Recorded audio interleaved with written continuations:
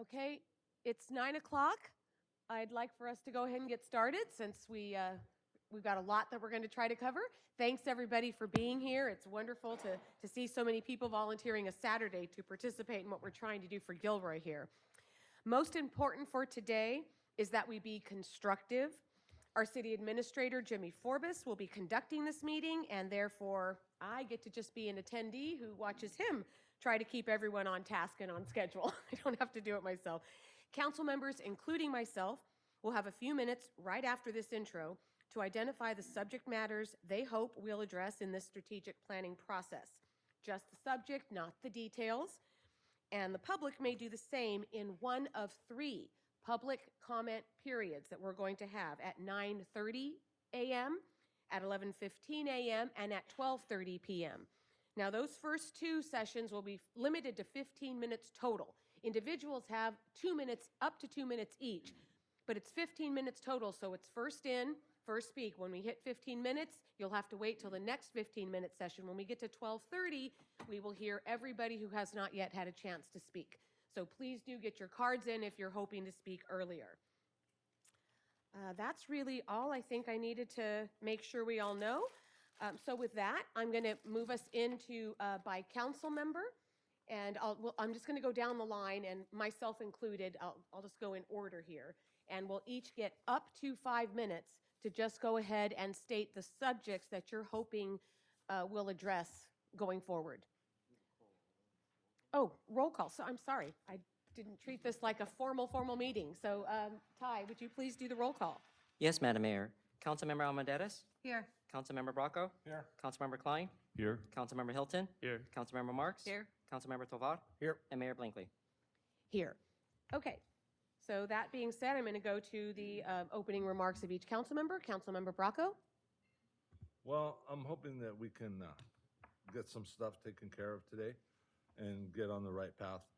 I'd like to talk about the drug hab that out at the hospital that I've talked about. I don't know what's going on with that since we've had a change at the county, and our county representative doesn't appear to be too interested in even talking to us. I also would like us to address, start to address the building a community center. And I think we need to talk more about downtown, and that's about it for me. Thank you. Thank you. Councilmember Armendariz. Good morning, everyone.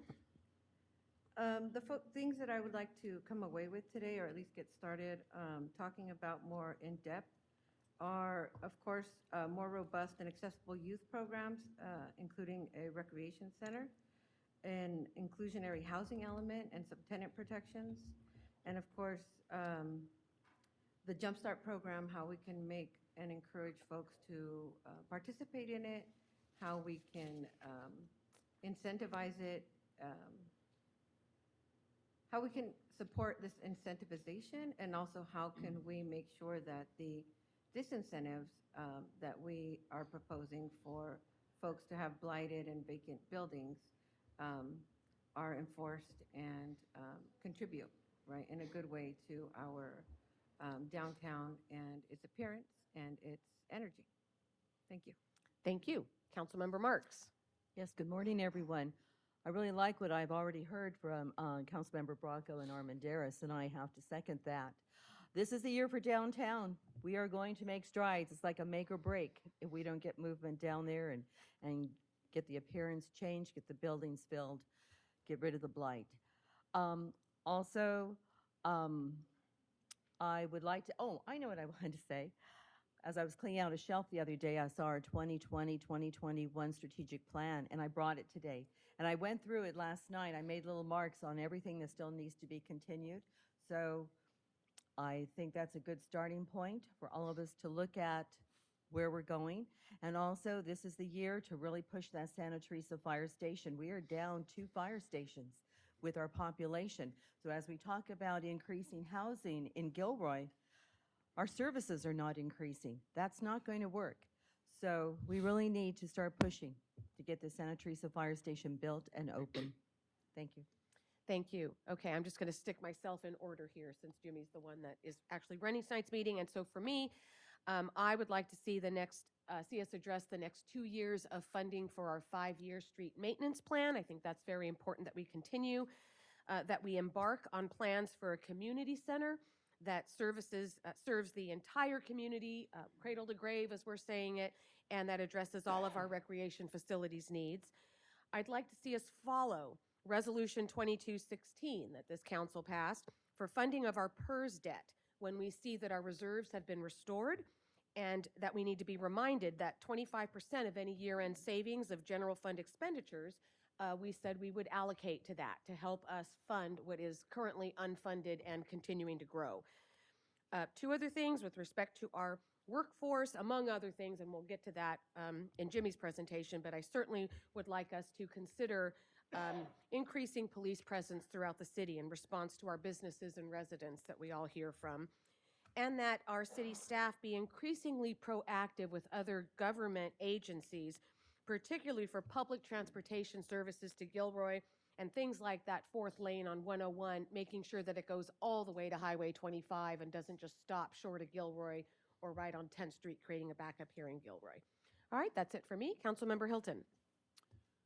To my council colleagues, staff, and the public, I'm very excited to be a part of this process today. I bring not just the views of myself, but those of my constituents. We have many policies and practices that need to be updated to 2023 standards, and fortunately, these are coming with the adoption of the general plan, our housing element, and state housing legislation. Legislating policy in-house often doesn't require budget allocations, and many best practices are already open source. Our entire zoning ordinance will be amended to meet the standards of our general plan. I look forward to being part of the process. While this meeting is for high-level goal setting, I'd like to find some common ground when it comes to homelessness, affordable housing, climate action, improvements to city infrastructure, building a 21st century civic center with a multi-generational community center, updating our master plans, streamlining business permit processes, and most important, our human capital or our employees. Many of these issues we can't solve alone. We need the leverage of partnerships that currently exist and be flexible when it comes to new partnerships. For homelessness, the community has partners like Destination Home, County Office of Supportive Housing, Gilroy Compassion Center, and St. Joseph's. We need to learn how we can become better partners. Destination Home provided $3.6 million to Gilroy residents since 2020. We are the 4th highest cities out of 15 that received funding, which directly prevented homelessness. With the traditional shelter model phasing out for future developments, the modular transitional housing concept with full-time wraparound services for the residents provided needed privacy for their families experiencing homelessness. The county's challenge grant, Project Home Key, and other funding is available for modular units to be used for transitional housing on city-owned property. For affordable housing, we have a partnership with House Keys, who currently manages our below-market rate housing and has brought in just shy of $1 million to Gilroy. We can work further with them on our housing options for all residents of Gilroy and strengthen our housing trust fund. In our second draft of the housing element, 2023-2031, we have committed to programs that break down segregation of the past and affirmatively further fair housing through an inclusionary housing policy, permit streamlining, ADU pre-plans, and updating our ADU ordinance to comply with state law. For climate action, we build off the recently approved REACH codes, join the other cities within Silicon Valley and adopt clean energy building codes to keep the cost down of construction, prevents pollution, and utilizes our clean energy grid. Continue to install infrastructure on city assets like solar plus battery storage and EV charging capabilities will move us in the right direction. I am proud of the work we have done going farther than the state minimum and implementing REACH codes requiring EV capabilities in multifamily residential. For streamlining business permits, we need to cut down the parts that slow down the grand opening for a business. After completion of the building checklist, the business should be allowed to open and not prevented from opening their doors based on subjective findings and a laundry list of requirements that don't apply to Gilroy from our outsourced plan checkers. When we remove barriers to opening businesses quickly, local jobs of all incomes will be more readily available. Everyone should have access to jobs that pay a living wage and the ability to expand their skills. Lastly, we need to continue to invest in the human capital or our workforce. I remain concerned with the increase in mandatory overtime and the mental health and stress that puts on the fire department. The root cause of staffing, I believe, still hasn't been solved.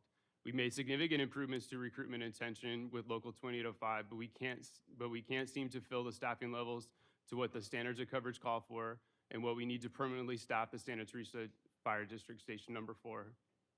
The 2% at 57 CalPERS retirement offered to our fire department is the worst of the state, and I think we need to look for other solutions.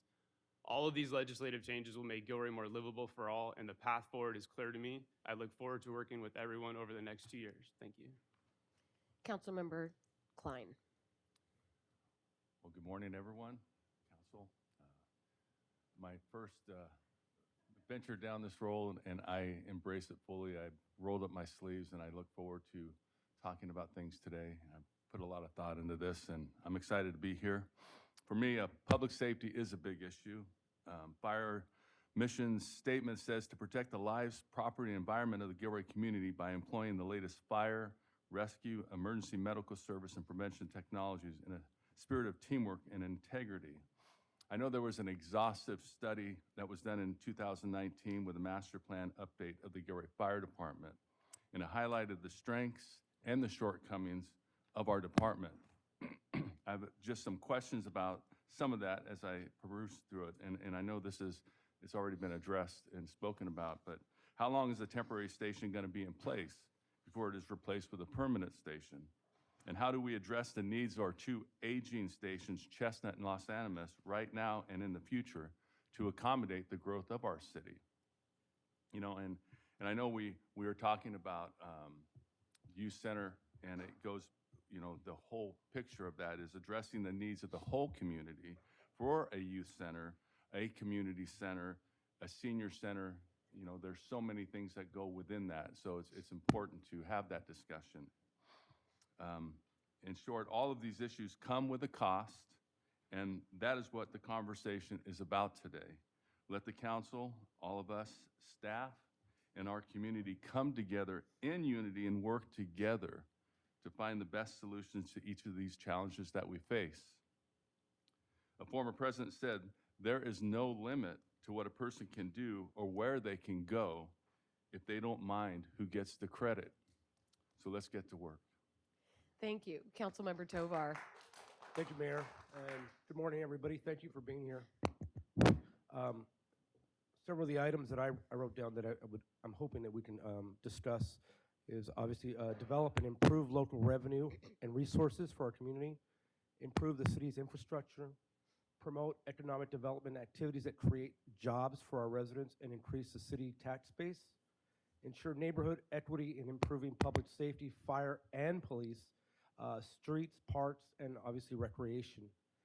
To continue to promote the availability of affordable housing for all Gilroy residents. Start to discuss and plan out possibly a city-run youth center, community center, downtown, and what was mentioned many times, and for us to begin to be more proactive. It's no more waiting around. We really need to be proactive, and I hope in this discussion it will carry over to the next council meeting when we vote on creation of a standing committee for downtown. And then finally, obviously, again, as mentioned, us as colleagues, that we begin to work together, because I truly believe if we work together, we'll be able to not only create things, but also provide better services for our community. So I'm hoping that this is the start of a really good working relationship. So thank you. Thank you. Okay, concludes council member comments. I do want to say that when I referenced PERS earlier, I should have said that stands for Public Employee Retirement System. I forget that not everybody knows what that stands for. Okay, so with that, we are going to do our first public comment at 9:30. So I'm going to pass this over now to Jimmy Forbes, and when 9:30 hits, we'll start the first 15 minutes of public comment.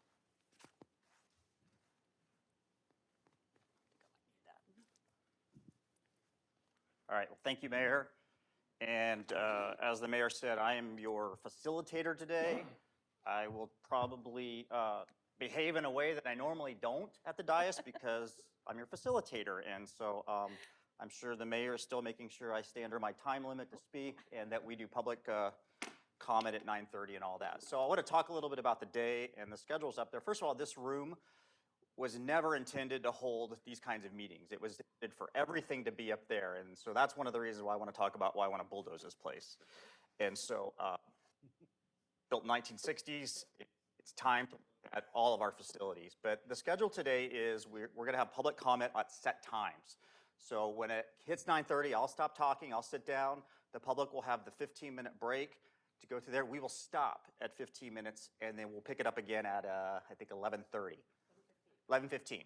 And then 15 more minutes, and then there'll be a third public comment time at 12:30, and that time will go until all speakers have been heard. So if you get cut off there, don't worry, we're going to get to you.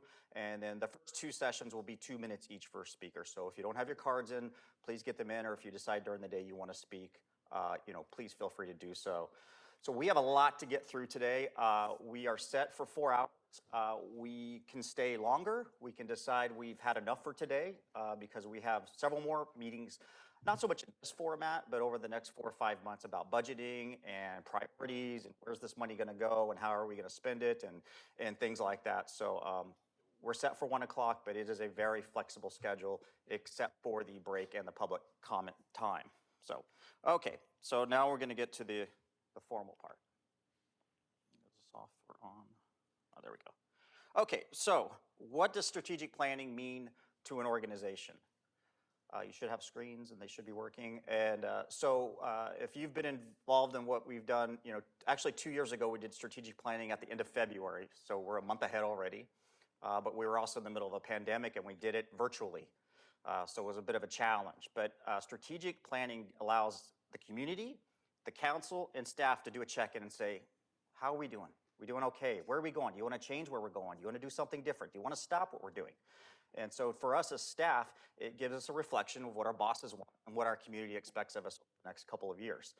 The thing to remember about strategic planning is though it says 24 and 25, it's not a 2-year strategic plan. A lot of the things that were brought up in the last strategic plan, we actually haven't even started yet, but they've been worked on.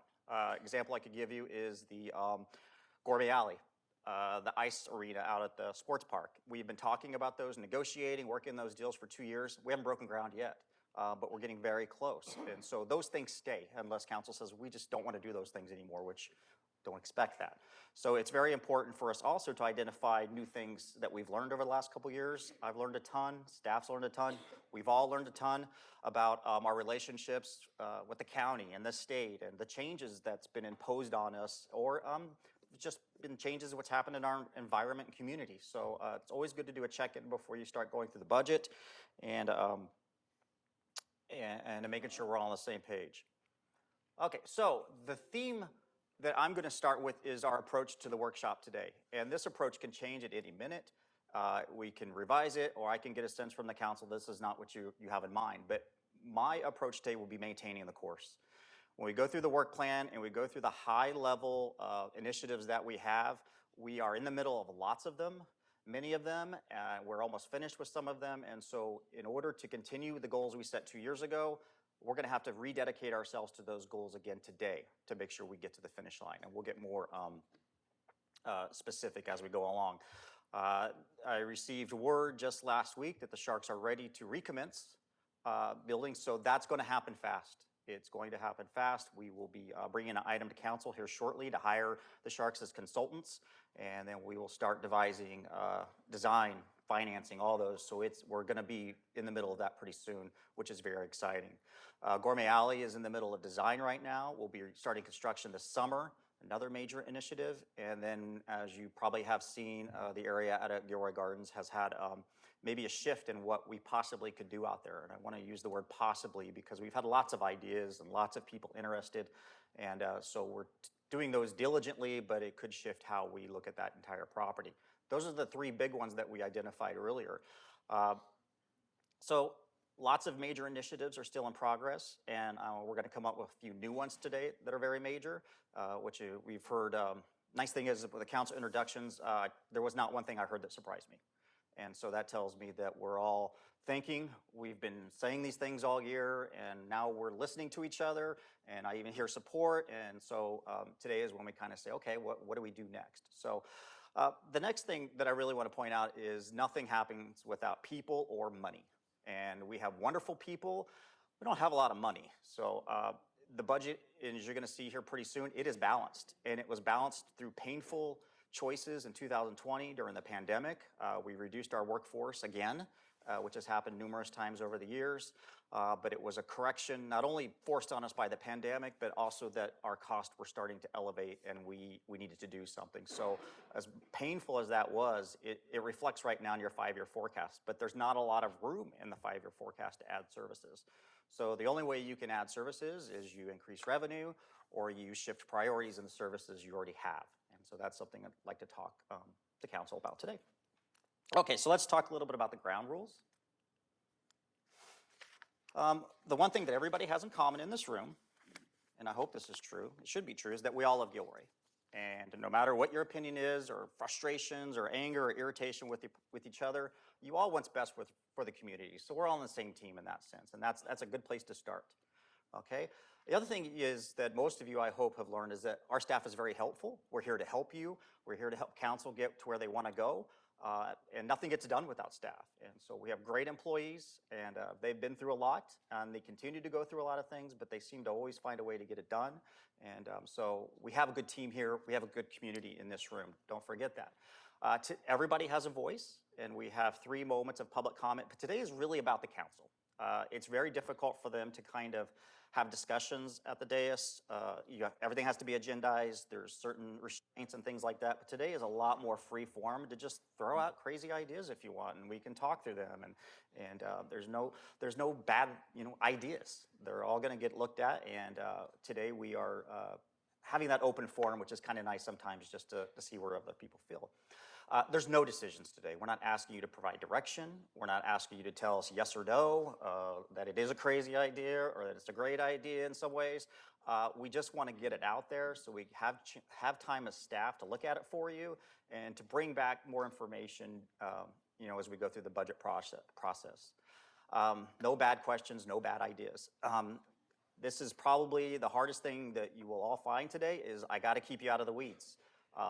Once you have an idea, it's going to be hard for you to not tell us how to do it, what's wrong with it, who should do what, who should we partner with. I'm going to keep trying to say, let's just get that idea out there and we can work through the details later. And then at the end of the day, unity is critical. It serves us well. If you look at any success we've had over the last few years, any projects, anything, we've been unified once we've left. Council's gotten behind it, supported, and the community supported, and that's the word really to think about is supportive. Even if you don't get everything you would like, the things that you can help move forward is always good for unity. So before I get started with kind of the spiel, I've got 8 minutes. Is there any questions from council? Anything? Okay, so I'm going to plow through. Interrupt me because I will talk. Jimmy, I just want to say that you're not looking for consensus even today on anything. No. Okay, just want to clarify that for everyone. No. We have, Bryce is keeping a note of everything we need to bring back. And at the end of this session, we will put a slide up that shows everything. And I'll get your nod to say everything we talked about that we wanted to be brought back is on that list. But we won't look for you to thumbs up, thumbs down, or vote or anything like that. Okay? Okay, so staff expectations and commitments. Tell us what you'd like to do, okay? If everything is a priority, nothing is a priority. And so you've heard all the things that we'd like to do, and that's a lot of things, but you know as well as I do, we can't do everything. And progress will move at different speeds for different items. So we will not overpromise and underdeliver, but we also want underpromise. That's actually just as dangerous when you underpromise and then you overdeliver and say, look how much more we got done than we said we could. I don't like to do either one of those things. And then remember today, if something gets added, most likely something is going to come off. Because when we go through the work plan and we go through what we've got done over the last 2 years, we've got a lot, but we didn't get everything done. And a lot of these projects are still in progress. And then we stay focused on our goals. And we'll talk about our high-level goals here in just a second, and then how that applies to the work plan. Okay, so how does this fit into our budget? This is actually the first kickoff of the city's 2-year budget. We did the mid-year update not too long ago, and that tells you the finances, and you'll see the same thing today that you saw just last week. That won't surprise you at all. But this is the first of the meetings that we'll have. We'll have 2 additional budget workshops, and depending on where council's at each point, we will continue to work on those items that we talk about today. And then budget adoption is the first week in June. So we have about 5 months to really work through some of these things, and we'll move at your pace.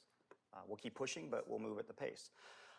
Strategic plan and goal setting discussions will continue through the budget because a lot of things don't have completely informed on. We'll give you updated information financially, and then we may have a significant change in our situation. Like we had a global pandemic last time. We're not predicting that this time, but those are the kinds of things that pop up and really take us away from our core functions. If you can recall, when we closed City Hall down in March, just about everything we did besides the basic services stopped for a while. And it took us a while to get going. And that wasn't something we could predict, but we adjusted. So again, as much as we're working today, the strategic plan does not get adopted until June when you adopt the budget. So there'll be council recommended adopt the budget and recommend adopt the strategic plan. Okay.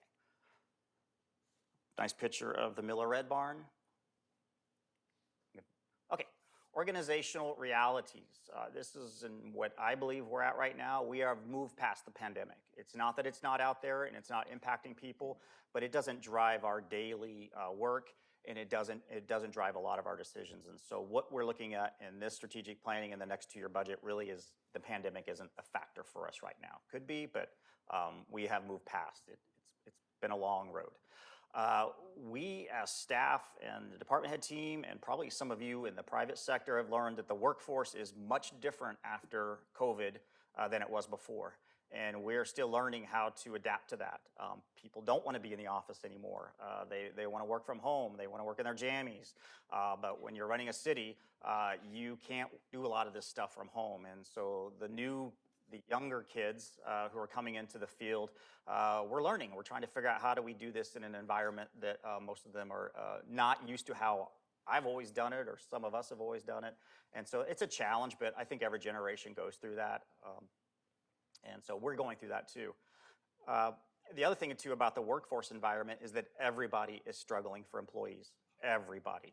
And so that's one thing I want to implore on the council today, that when we talk about our challenges, we can't fix the national market, okay? We can only fix what's going on here in Gilroy. So if, for instance, there is a shortage of maintenance workers all across the country, every city, we have to address our problems here, and not so much that we'll fix the market in general. And that's hard to do because it's so local to us.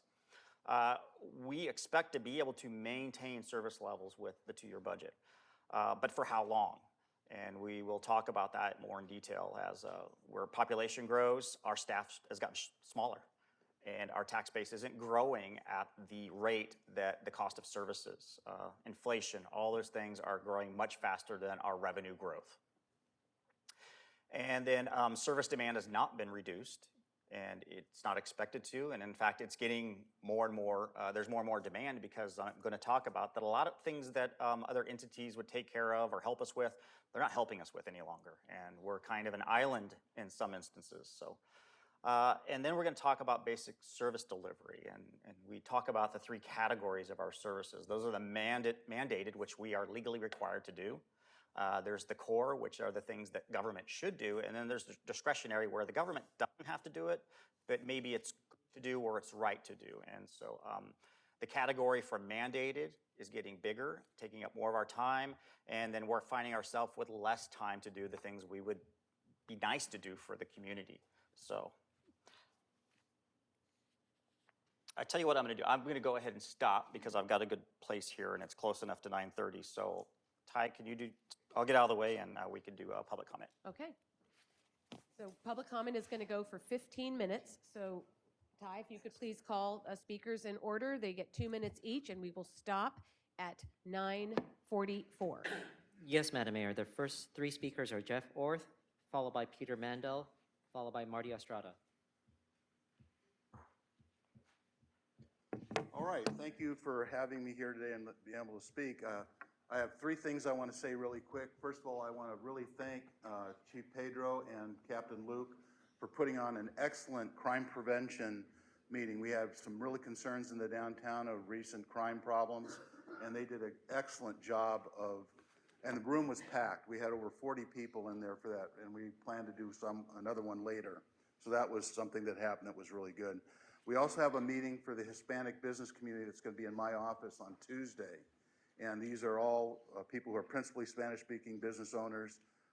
We're expecting somewhere between 15 and 20 people, and we got that as a result of polling. The GDBA has done extensive polling, or done some polling rather, by our board directors and with our block captains going through the community to talk about the new sign ordinance variants. And right now, I'll just tell you that the sampling was small, probably too small to be significant, I think, but slightly in favor of the sign. And so for that reason, the Gilroy Downtown Business Association is not taking a position on the sign at this time. If the council does decide in favor of a sign, there's three things that we wish you would consider. Number one is, would it be possible to get free access time for nonprofits, non-political, community-based organizations, much like they do on public airways? This would be so that, like the Chamber of Commerce could promote their car show, the Gilroy Downtown Business Association could promote their summer music series, the City of Gilroy could promote their night out, maybe Rotary could promote a service project that they're doing in the community. So that's number one. Number two. I'm sorry, your 2 minutes are up. I'm sorry. The clock is there for people who haven't noticed that. Next speaker. I knew it was going to be hard. Yep. Hello. So I'm going to speak really quickly. No, I'm here to advocate for the arts. I run the Limelight Theater. It's your only downtown Monterey Road theater, and it's very depressing to be here after hearing Jimmy Forbes speak, because no offense, because clearly doing something for the arts is in that big discretionary bucket that you don't have to do, right? And so the idea that I can get any traction here is a challenge. The only way I can get traction to have you folks, do and keep the arts in your minds and do something for the arts is that you're going to have to want to, and you're going to have to push that, because there's no other mandate that's going to make that happen. So, for example, why would you want to do that? We, just thinking about theater, we bring, roughly 500 people into downtown every time we do a show. That's a lot of traffic. We're all looking to try and revitalize downtown. That's a way to do that. It could fit in nicely with the Gourmet Alley work, and it's good for the community, I think. So we have an economic reason, because it can help with the downtown revitalization if we do something with the arts, and it's good for our community. So what is my ask? I'm on the Gilroy Arts Roundtable group that's been going for a little while. We're going to be pursuing this further, but my tangible ask would be to consider what we can do for downtown arts. This can be murals, it can be painting, it can be so on. My own thing is theater. We do have a theater downtown. It's in the Gilroy Center for the Arts. Some of you have been to our shows. We do really great work, I think, in that very constrained space. There actually was, before all of our times, a proposal to remodel that building. It was very cost effective, that remodel. It provided more studio space, classroom space, and a larger theater space. The reason it was very cost effective was that we didn't change the building. We expanded from the outside, we remodeled the inside, but we didn't break down the walls at all. So if I wanted to ask for you, I'd ask you to two things. One is keep the arts in your mind. I have and to cut second you is off at 2 ask minutes. staff I have to cut you off like I have to ask cut off staff everybody. to pursue Next that speaker, as an please. object, Sorry, as a goal. 2 minutes. It's is okay. 2 Thank minutes. you very much. Thank you. Next speaker.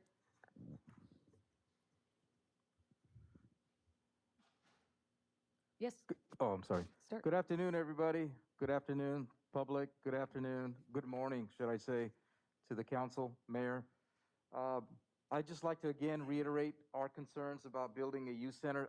I'm pleased to hear that a lot of you now support a youth center and want to put it on the agenda soon. With that, we can do some creative things to raise money as well. We can put it on a bond, but there's other ways. We can get grants from the state to build a youth center. There's money out there, and federal money. And collectively, we can put an ad hoc committee together to look at ways to raise money for a youth center. but we really need to get this thing started.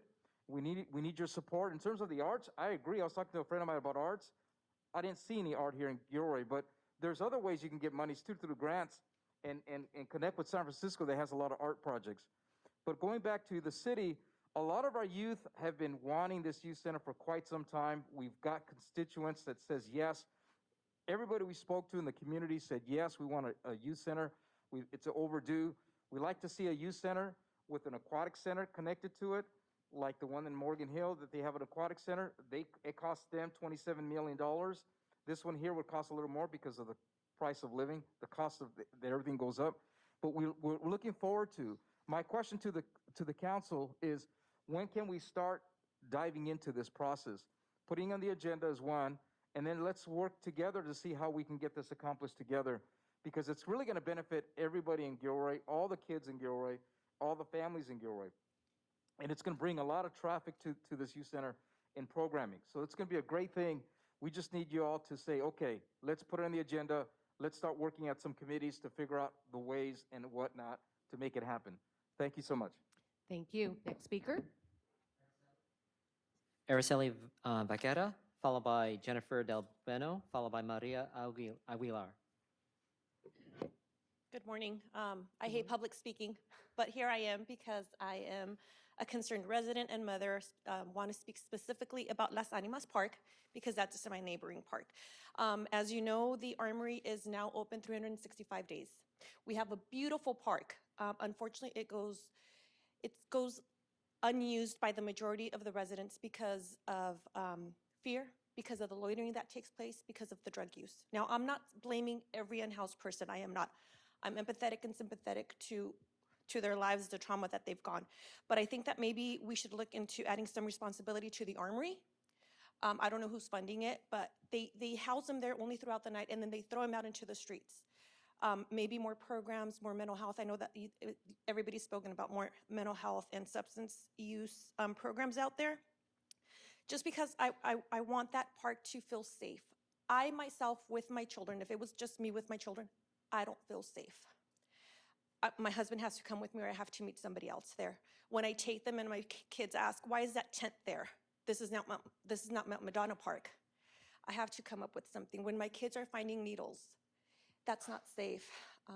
So asking maybe for a little bit more police presence and just other strategies, if we could just brainstorm as to what we can do, because it is a beautiful park. If you go, it's a beautiful park. That's all I have to say. Thank you. Thank you. Next speaker.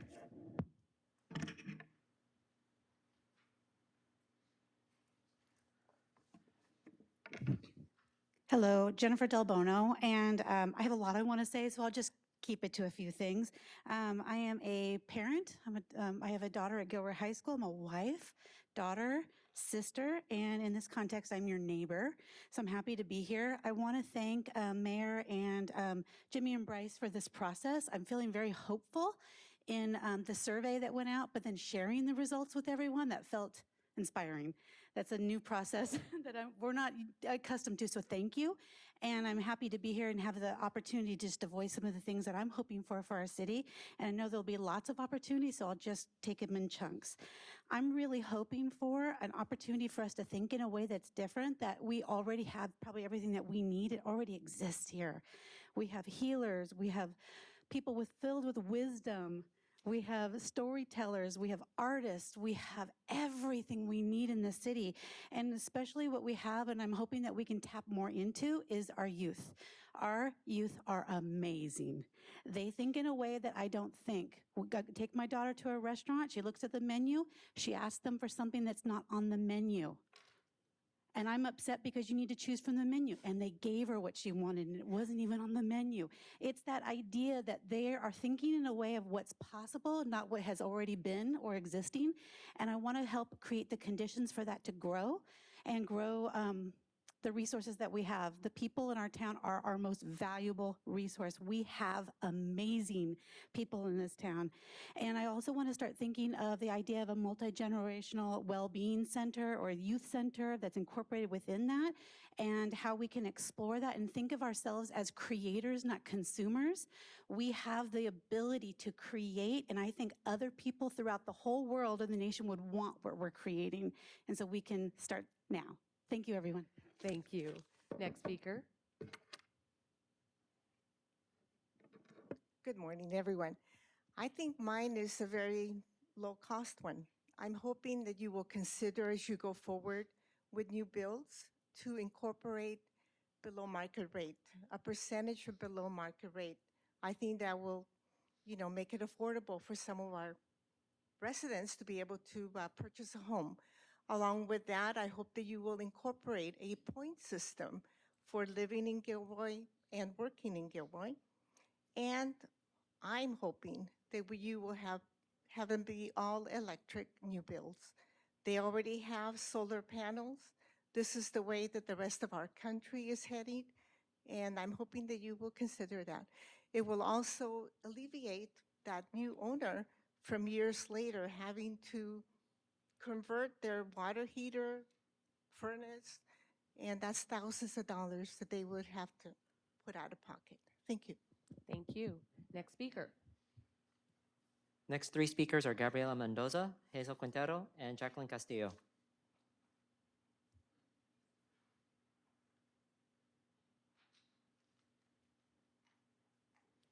I want to remind everyone we're stopping in 3 minutes, so there's probably going to be 1.5 rooms next, or just one.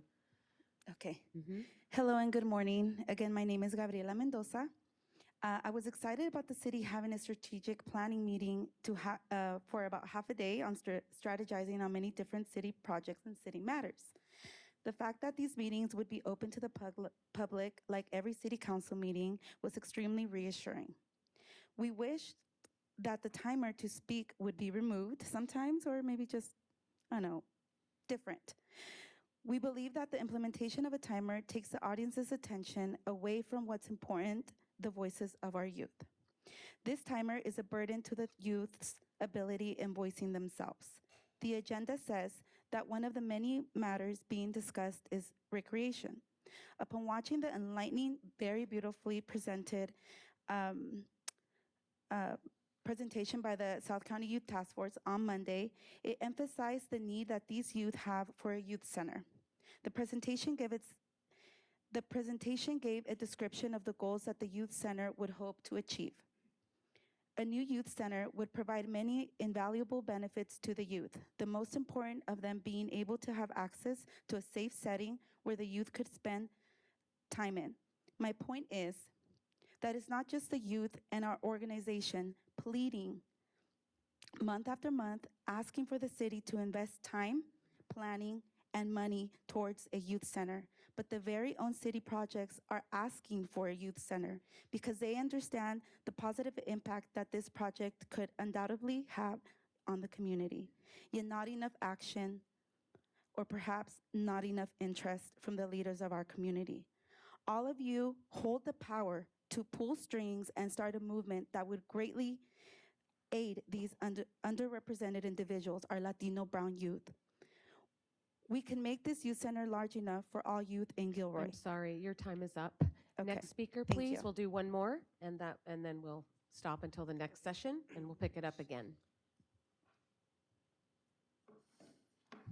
Okay. Good morning, City Council members and community. I would like to start by introducing myself to the new council member, Tom Klein. I'm sorry I didn't introduce myself last time. My name's Hazel, and I'm a youth intern at Caras. I'm here today to ask the council to put the youth center as a priority of your budget for the next coming years. Thank you for taking into consideration a youth center. It means a lot to us, to the youth, and to our community. I strongly believe that a youth center will not only benefit the youth in Gilroy, but it'll also benefit Gilroy's community as bringing more diversity and more people to come into our city. As the South County Youth Task Force plan stated, that their first goal is to have accessible after-school opportunities and safe spaces for youth. After reading this, I think that you guys should put this as a top priority right now, and I know you all can agree on that. Hopefully this year it'll be true. So I just wanted to say that. Thank you. Thank you. Okay, with that, the next public comment period will be at 11:15. All right, Jimmy, we'll start up again.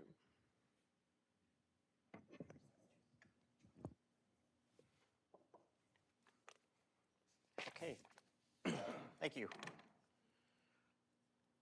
All right, so we last left off going through ground rules and all those things. So I want to talk a little bit about local government and our role and how that's changing, and that we learned through the pandemic that we have turned more into a safety net for residents in the community and those not even in our own jurisdiction. And so at one time, local government provided very basic services: police, fire, streets, water, sewer, and parks. And then the county was responsible for welfare, social services, the courts, and the judicial system, because they get the tax money for that. But those defined roles are no longer clear. And especially during the pandemic, the county was very overwhelmed. And so a lot of those services that we had been used to the county providing, they just weren't providing any longer. And so that was a challenge for us, but it was also a learning experience for us, and we always saw it from the federal government. When the federal government stopped doing things, then the state would do it, and then the county, and now we're really learning that we're last in line. And so the term safety net has become more and more important, because people expect us to provide those services when we're not used to doing it.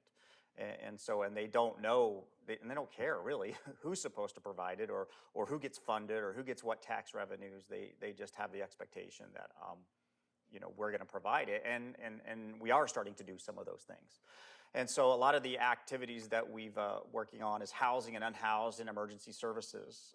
During just this last rain, the county decided to close their shelter in San Martin. And we had individuals that had nowhere to go. And so they came to us and we're like, you got to go to the county. And they're like, well, they're not there. And so, that's just a very small example of what we're starting to see more and more. And so that does take up time and resources, but it's something we're going to have to continue to do, because we are the local safety net. So I bring that up as just kind of talking about when we're talking about mandatory things. A lot of the mandatory things are becoming more and more, and that leaves us with less ability and less resources to do discretionary items. We'll do a little Civics 101 for those of you who are not familiar on how local government works. A lot of the services that you receive for police and fire, we get from property tax, sales tax, hotel taxes. So that's how most of the city services get funded. And then some other things like street maintenance and pavement get funded by the state and county. And then just recently, 2 years ago, the council decided to start putting in, matching basically what we were getting from those entities. And so we went from like 1.92 million a year on streets to 4 million. And that 4 million came out of the taxes that all of you pay. So as much as the new streets they're looking so much better, they're doing great, you didn't used to have to pay for it that way. You used to pay for it through every time you went to the pump or you register your vehicle or whatever, but now, because we're not getting the funding we need, we're paying for it through the taxes that we used to use on other services. So sidewalks, things like that used to come out of a lot of these funds, and if you've seen sidewalks, we know they're not the best, and we know, but they need a lot of money, and the only way we're going to be able to pay for it is through the taxes that we generate through you, which is something different for us. So that's just an example. For park maintenance, again, taxes, but water and wastewater we pay, and solid waste, we pay for those things through user fees. So you get a water bill, it includes the sewer, you pay for your trash, things like that. And those are things that tend to run pretty smoothly, because we can move those prices up and down according to the market, and it's not considered a tax. But let's get into some of the other things that gets paid for by taxes. Jimmy? Regarding the stuff that we're going over right now, are we going to stop to discuss these things if we have questions or You can comments? stop anytime. Okay. Can we go back to emergency services then? Sure. Yeah. And the reason I want to pause there is because, as you know, in my incessant texting to you and calls, is that we were reached out to by a lot of folks who didn't have anywhere to go during the flooding, right? Our most vulnerable folks, our homeless and our farm workers. And the County Office of Emergency Services told me that we were, in fact, legally obligated, right, as a city, to provide emergency services and resources for our residents first. and then the county and state and federal if it reached that level. And so I find myself visiting this over and over again. And as our climate keeps changing and we get more extreme weather, like the heat that we experience during the summer, and these floods, our most vulnerable folks and our low-income folks and our folks who live on the fringes of our community are going to be the ones impacted worse. And so I'm wondering, we didn't have an emergency plan up on our website. It wasn't something that the county or other people could access or figure out where to go.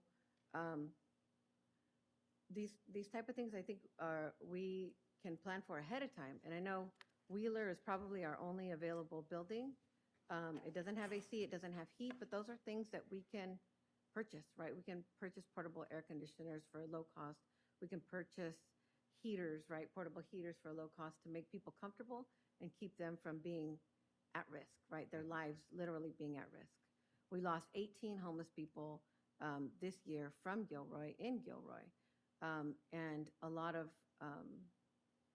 the flood victims, right? The flood victims lost their everything. A few of them lost their livelihoods, right? And they were already suffering because they're farm workers, and so they lost their work, right? And then in addition to that, they lost their livelihoods or any side jobs and revenue that they had. And so I'm wondering how we can plan for this, how we can make these things ready and available when we're faced with these emergencies. There's things like the Garlic Festival shooting that we can't plan for, but things like the climate, we can. And the library's hours are very limited in terms of a cooling center or a shelter.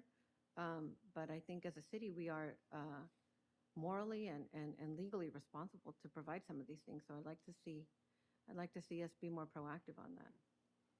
Thank you. The only thing I'll say to that is that Council recently accepted a 5-year grant for emergency resiliency because we have identified ourselves that it's something we're not very good at, and we're learning. And being a lower income area, we were provided a staff person who's going to do all these things that you're asking about, updating our emergency plan and getting us ready for these kinds of disasters. So it's an issue we're aware of, and fortunately, we don't have to pay to figure it out. Yeah. The state gave us a grant for the Great. next 5 years. Thank you. Thank you for that, and also thank you for the services that we did provide. Yeah, I can't not say that. I want to acknowledge staff and you for doing that. Thank you. Thank you. Okay, any other comments, questions? Like I said, I'm going to keep going until you force me to stop, so, because I had a lot to get through. Okay, so downtown improvements, we for the first time, I would say, have really been able to use the word grants. We're going to talk a lot about the grants that we've received for downtown, for improvements, San Ysidro Park, trails, a lot of these things. We are just about ready to go through the process for the grant application for 10th Street Bridge again. And these are things that if we don't get grants for, we're going to have to fund out of the city's general fund. And we do not have $25 million to build a 10th Street Bridge in the general fund. And so these are things that we've gotten a lot better about. Council did authorize a grant analyst position, which has more than paid for itself. And so that's the other piece that we're in. I've heard this from other folks too about community centers and things like that. There are grants out there. Yes, there are grants out there. And so that's another way that we look to provide services. Everything else is taxes. Recreation, it does not typically completely have cost recovery. And so and then major capital improvements, the downtown parking lot that's almost finished was paid directly out of taxes. There were no grants, there were no special funds or anything like that. That was directly out of taxes. So there's all this competition of all these things that we're doing, and there's always more to do than what you have money for. And then people don't like having their taxes raised. I know I don't. And so very reluctant to do that as well. So it's always a challenge. Jimmy? Yes. If I may. So a couple things, and thank you for mentioning downtown and the parking lot. As you know, I reached out to you recently because talking with the folks that are working on the parking lot, they had mentioned that there was a delay in completing the project, the lighting, whatever it may be. Can you update us on that? And then also, when we look at downtown improvements, obviously, with the $3.9 million grant that we recently got that we really need to move forward on really quick, Can you also talk about how often, because I mean, again, we keep talking about grants, but how often are we applying for different types of grants? Not just for downtown, but for any other thing that the city needs. Who's working on those? How often? Can we get a constant update on the types of grants we're working on and sort of the results? Because I think it's important for all of us to know where some of this money is, or if there's, I mean, you hear community members saying there's grants available out there, but I don't know what we're doing as a city in regards to the number of grants we're working on yearly. Okay, sure. I'll answer your first question about the parking lot, and I'll loop that into several other projects that we're working on that are having some PG&E issues. We currently have 3 projects that we're having difficulty getting PG&E to help us with, and that's the temporary fire station, that is the downtown parking lot, and that is the city hall generator connection to the police station. That project was supposed to be done last May, and it's not because of us, but because PG&E hasn't been out to do that. So that's something we're going to talk about a little bit later about why some of these goals aren't being met. It's not necessarily staff. It is some of our external partners. In particular, the parking lot, there's 2 ways to look at it. One, yes, PG&E is not there when we need them to be. That doesn't necessarily mean we won't be able to open the parking lot. And by that I mean we may be able to put in some temporary lighting, and then we wouldn't have the plug-in charging stations for vehicles. So if we get to a point where we don't know when PG&E is coming out there, we'll probably figure out some kind of temporary lighting, maybe on the weekends or something, that allows us to use the lot, but we wouldn't be able to charge cars. So I'm not quite there yet saying that we're going to delay the opening. We just may not be 100% where we want to be on that. Okay, so the next part about the grants. Council approved a grant analyst position, which that is their role, is to help us become more informed people and things like that. And that position is in recruitment right now. But we also use a company called California Consulting, and they have found the majority of the grants that we've got, and we have them on retainer. And every month they send us a list of all the things that they think we might be interested in. And so as staff, we peruse it, we go through it, we look to see if there's a project that lines up, and then if we're able to, we apply. And so we've applied for numerous grants. I can bring back, if you'd like, at a later date, the list of grants we've applied for and the success. We have that data. And so that'll show you a little bit what we're looking at. Yeah, no, thank you for that. And I think, yeah, it's important that we as council members and obviously community members, that we're able to see the types of grants that are available, because I understand what you're saying, that staff looks at it and says, well, these, we could go for this grant or that grant, but I think there's numerous other grants that we maybe as council members can look at and say, you know what, this is a grant that we need here, right? And then finally, when we talked about, and I appreciate all the council members that talked about, obviously, our local businesses in downtown, given sort of the discussion of a recession coming, I think it's important for us to start thinking forward here and saying, how do we make sure that our businesses survive if we do go into a recession? So, again, if that's working on grants or being more proactive, or, again, establishing timelines of projects, because there are obviously, there are 7 recommendations that the council approved. Maybe moving quicker on those recommendations, and let's get our downtown up and running before the recession, because I don't know when these projects, we talked about a pop-up park, we talked about all these other different projects. I think we need to have constant updates where we're at with these projects, because again, talking with business owners, I'm sure every other council member has, the fear of what's coming for them is scary, and I think we need to be more proactive in making sure that all our businesses survive, right? And so, again, if there's anything that we can do, for example, the lighting that we approved, where are we in that process? Why can't we move that quickly so we can get some action going? So again, I think those are just my concerns in regards to, what we're doing. I feel sometimes we're being reactive and not proactive in projects. So I guess that's just sort of my my take on things, but I think it's important for us to know what grants that we're applying for. Okay. Thank you. Okay, so that concludes the Civics 101. So let's talk a little bit about our financial realities right now and where we're at financially, because that drives a lot of the conversation. So if you recall from the pandemic, we utilized all of our economic uncertainty fund, that's our reserves for the bad times, and started to dip into our regular reserves, which is not sustainable and not something you want to do on a long term. Due to the American Recovery Act, we received over $10 million from the federal government that has helped replenish those reserves. So again, that's one-time money. That doesn't show that the budget is doing so well that it's replenishing it. We actually got that shot in the arm from the federal government, which was a big surprise. And so the end of this year, as we've shown at the mid-year report, we have a very small year-end savings. It's okay, it's not a lot, but again, showing that we have a balanced budget, but doing more with with the same amount of money is definitely a challenge. Some of our taxes that were mostly impacted was sales tax and our hotel tax, and those have pretty much recovered. So we're back to those close to pre-pandemic levels, and in some places even higher. And so that's good. And we have also a very significant increase in building and permit activities, which generates fees for services. And so we've already mentioned the R word, and so which is recession. And one thing we learned from the pandemic is that recessions of the old are not the same. They used to be quite a cycle and predictability, and now recessions just aren't quite what they were, and we're all learning from those. So one of the things that we really look at, and most local governments look at, is the UCLA Anderson report, and we did this 2 years ago when we did this, and they look at independent analysis of the recession. So I wanted to bring you a few notes. Is that the final quarter of 2022 was strong due to consumption and business investment. So the recession that we all keep waiting for and waiting for and waiting for has still not happened. And we don't know if it will. And because right now, the most of the economy is looking at the federal government's decision on what they do with lending rates. And so far, that has not had the biggest impact in California that it has in other states.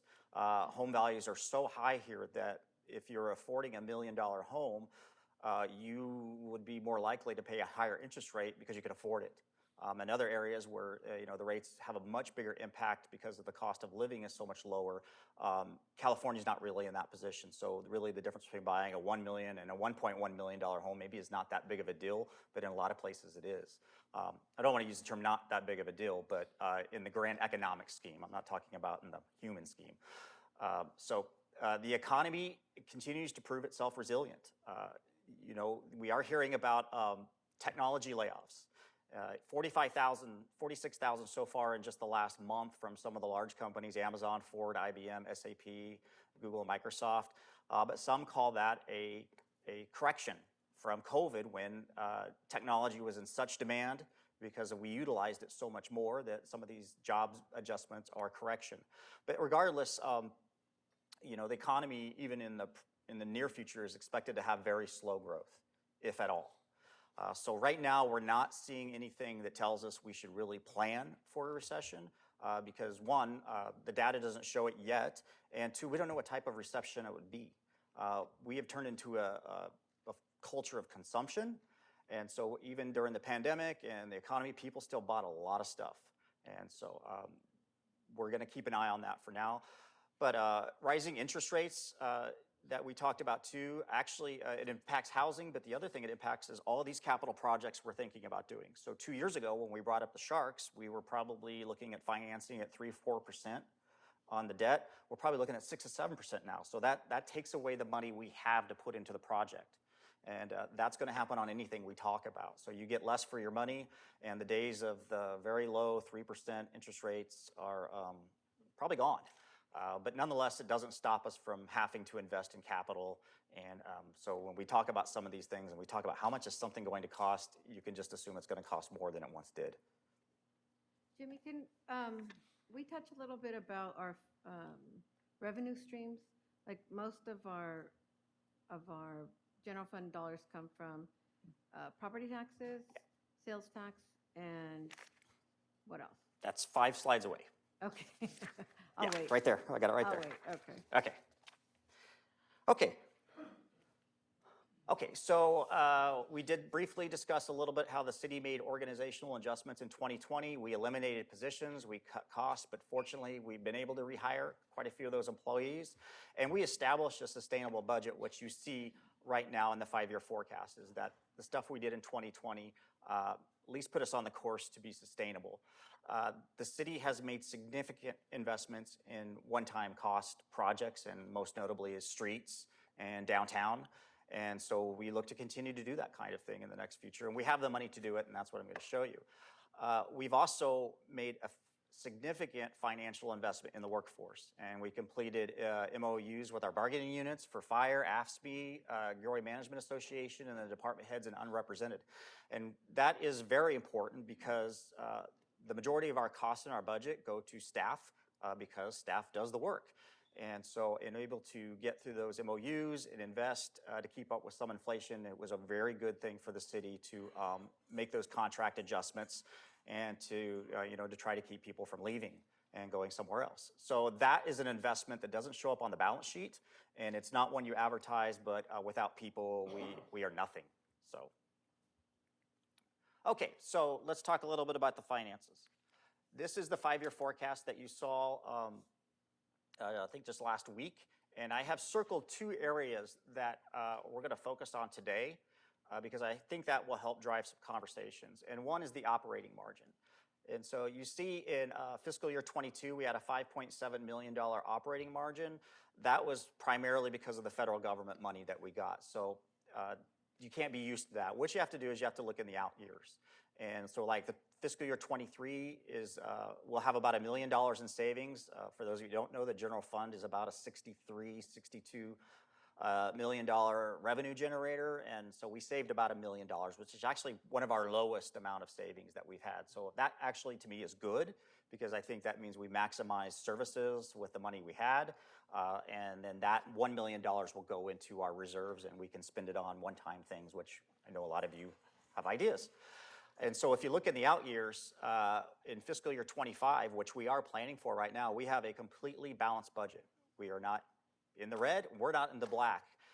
And the years out, we may have, give or take, $100,000, $200,000 here or there.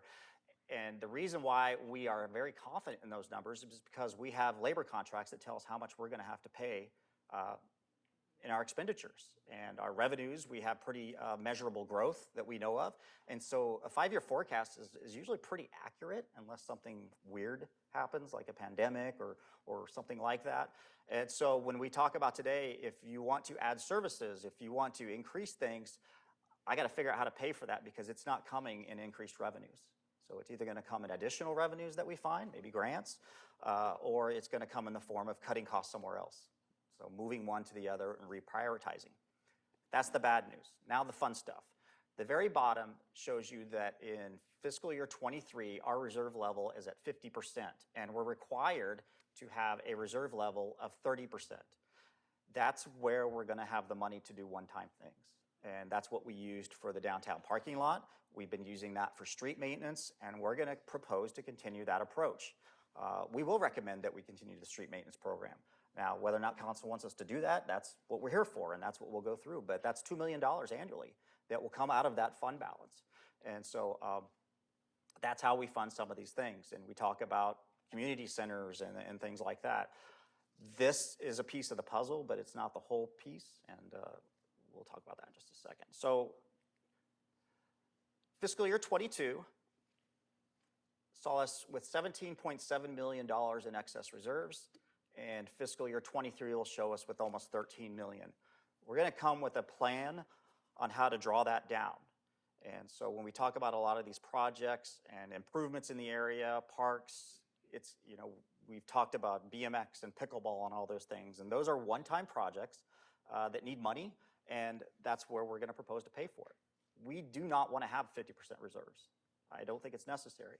Our reserves have served us well, even in the most worst times, global pandemic, .com bust, all these things, housing market collapse. Our reserves have done exactly what they should do, but too much reserves means you've lost opportunities. And so we're gonna work hard to try to see how do we spend that money and get projects done. Okay, so we always have to have the Debbie Downer portion of the presentation, and let's talk about unfunded liabilities. CalPERS, Public Employee Retirement System. The year before, the rate of return, which means the amount of money that CalPERS generates on their investments was wonderful. And it dropped our liabilities, unfunded liabilities, from in the 90s down to 73 million. And that was great.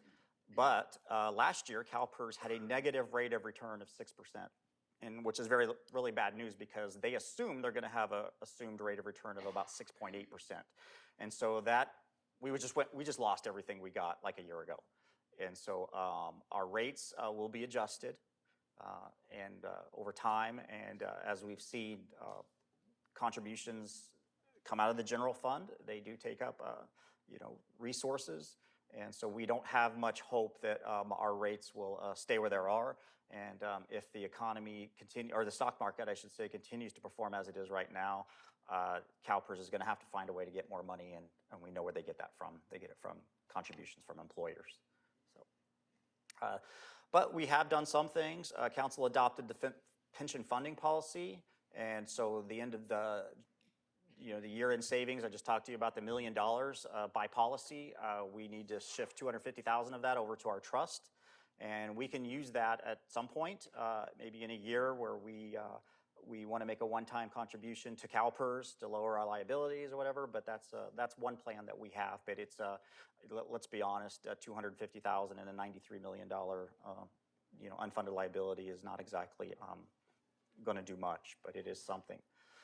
One area that we've gone through financially in our audits and with different accounting rules is we always have to identify our liabilities, and the state requires us to make some pretty, actually kind of small retiree medical contributions for employees when they retire, and that unfunded liability is about $18 million. And so it's not due now. We've never paid anything to draw it down. We do what they call pay-as-you-go. And so when we get the bill every year, we pay that. But it is something that shows up on our balance sheet as a liability because we are going to owe that money over time anyway. And then the liabilities unfunded that you don't necessarily see are streets. We know that the pavement condition index has been pretty low. We should have an update on that number here pretty soon. Sidewalks, that's an unfunded liability. And then things like, we're talking about civic centers and city halls and buildings and things like that. They're not immediate unfunded liabilities, but they have a lifespan. And so there is a point in time where you have to acknowledge that this is a liability right now, and because we need $8 million to put a heating and cooling system into it. Yeah, go ahead. Yeah, I just want to point out for the public, this is information that often gets overlooked or not talked about as much. They are huge, huge numbers, and they are liabilities of the city. So when we keep talking about all these other things we want to do, please don't ever forget that these liabilities are mounting, and the largest of which is for our workforce. These are retirement benefits that have been promised to people. And instead of just talking about increasing the current rates that are contributing, let's not forget that we're unable to pay for what's already there. And when Jimmy talks about interest rates, what that means is our public retirement benefits are fixed amounts. So no matter what the market does, we are obligated to pay a certain amount. So when the market does not perform, that's when our liability grows, because where's the money coming from when the market didn't perform? So it's just important for everyone to understand how important this slide is, and that this information always be at the forefront of our minds.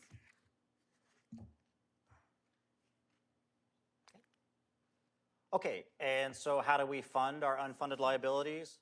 Well, we don't have a lot of choices. It either comes from our existing resources that must be reallocated. We have to identify a new revenue source. Gilroy has several times gone to the ballot for increase in sales tax and has several times been told no by the voters. And then, grants, which we've talked a little bit about that. Gourmet Alley, San Ysidro Park, the trails, emergency preparedness, resiliency, are all grants that we've got in the last year. And so that's been a new funding source for us, because without those grants, Gourmet Alley would not be moving forward. 3-point-something million in parks and trails investments would not be moving forward, and we would not have the ability to have somebody dedicated to updating our emergency plan, our community resiliency, and things like that without these grants. So those are the big successes and ways that we fund some of the things we can't afford. And then we also have been really good about taking advantage of market condition. We just recently paid for 2 new fire engines, and we were able to get those at such a low interest rate. We actually only plan on getting 1, but we were able to get 2, and we took advantage of those low interest rates in order so we didn't have to pay for it all up front. And so it's a good use of money. We needed it really bad, and so we took advantage of that. And then the other thing that we've done that has saved considerable amount of money in the general fund is we refinanced all of our debt. And so things that we had for 30 years, you know, the police station and the library, 6, 7%, now are at 3 and 4% saving, you know, sometimes over $1 million a year just in interest. Those opportunities are gone right now.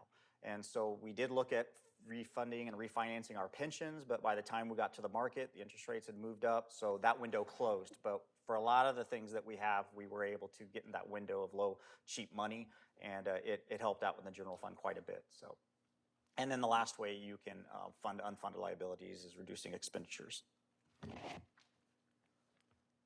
Okay. All right, so let's talk about where we get our money from. 80% of the money we get is from the taxes. And taxes are property tax, sales tax, hotel tax. We get some from services at the counter, community development, planning fees, charges for recreation services or any other services. And so the general fund, though, mostly gets its money from taxes. And so every time you buy something or you pay your property tax or an outsider stays in a hotel for less than 30 days, we get that. But the category that's really going to change when we come back and talk about 24 and 25 is intergovernmental. We'll be able to show a significant amount of money coming in from grants and the federal government that wasn't there before, so that is a little bit less reliance on taxes. And so that'll be another piece of the pie. But when we look at it and we get down to service levels, taxes is what pays for things. Where do we spend our money? The majority of our budget, about 61%, goes to police and fire. So when you talk about priorities and how you show what you're prioritizing, we are just like every other California community that has both police and fire. The majority of our general fund goes to public safety. And so when you do that with public works, you are there at that point, about 75% of your budget goes to those 3 things, and then some other small pieces to administration and community development and things like that. So we are already prioritized in the budget for public safety, and so the option is you can prioritize that higher, but that means you have to lower a priority somewhere else because the tax revenue just isn't growing. And this is consistent with almost every city. So of that money that goes out, we spend 68% of our budget on people, on salaries and benefits to our employees. And so when we look at generating money to do things, when 32% of your budget goes out for other things, you have to find somewhere in there. If you cut employees, you won't have the employees to do the services.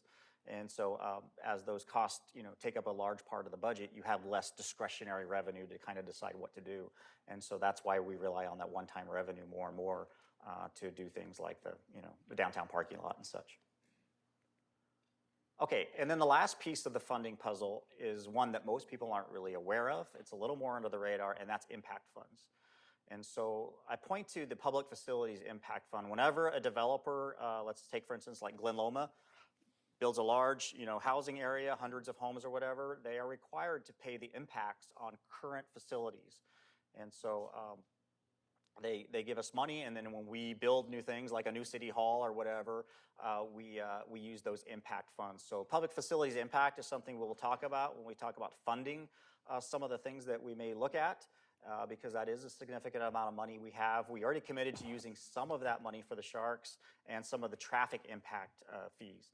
You would think 19.4 million in traffic impact fees is a lot, but it gets eaten up very quickly with new roads, and as expensive as it is to build a new road, that's not a lot of money. So we'll be talking about that when we talk about solutions and how to fund some of the initiatives that you have. Okay, this was last week. Standing in the rain. Okay, and then the last part of the financial puzzle and organizational resources is staffing. Right now, we have vacancies. Most organizations do, and they do provide salary savings. A lot of times when you have that year-end savings of $1 million or whatever, it's because you had vacancies, most likely. Positions aren't being filled, so we're not paying those salaries. And then we use those funds a lot of time for overtime and then for different budget items. And then so we limited part-time and extra help employees, and we limited contracts. And so we always prefer to do services inside, but especially in the community development world, where developers are willing to pay to accelerate their projects, we can outsource that, have a consultant do that at a faster rate, and a lot of developers are willing to pay the funds to do so because the value of their project is that great to them. And then a lot of specialized services that we just can't do in-house, we will outsource. But all public agencies are struggling to fill positions. The Great Resignation, I don't know where these people are going who are quitting their jobs, but they're going somewhere, and they're not staying in public sector employment. And then increased early retirements. And then a few of our vacancies are involuntary. We'll release people from probation occasionally. But right now, what we see in the market, what's pretty typical for a city, is about 10 to 15% vacancy rate. So what does that mean for Gilroy? Right now, in police, we have 11 vacancies out of 102. Fire, 4 out of 44. And then public works, and actually the greatest area we have vacancies is finance, admin services. And like 2 of those positions are in my office, which is the grants analyst and the economic development manager. So our vacancy rate right now is about 13%, which is within the 10 to 15, which is typical for cities right now in this climate. 7 positions right now we have close to being filled, but we never assume they're going to be here because we're learning from other entities that people just don't show up on the first day, or they change their mind the night before. And again, an environment we're just not used to seeing, or even with interviews, we don't know how many people will actually show up. We could be scheduled for 8, and 5 may be here, and we'll never hear from the other 3 again because they have choices. They have so many places they can go, and they don't really have to be nice to us anymore. We kind of have to be nice to them and hope they come. So it's a lot different. Jimmy, can we go ahead and clarify too for the public that vacancies mean positions that are funded? The money's there for them. We just don't have bodies in those positions. This does not mean that it's a number short of what we would like to have. It's the minimum that we've all approved and have, but can't find bodies to fill them. Okay, just want to make sure that that's clear with everyone. Okay, so right now recruitment work is the highest priority in human resources and operating, and actually public safety recruitment is the highest priority. We conduct monthly interviews for new police officers, and so we have 4 sworn vacancies and 7 non-sworn. And by non-sworn, we mean things like dispatchers, community service officers, records technicians, folks like that. So we have had people leave us, but we keep track of where they go. We had 1 leave us for the district attorney's office, and then 1 DSO went to a new career, and then other vacancies are from retirements. So the majority of our vacancies, especially in public safety, come from retirements, and there is an occasional somebody goes to another agency. But we also get people from other agencies too, so they're not fleeing us to go to other cities. They're just retiring. Fire department hiring. 2 new hires start this week.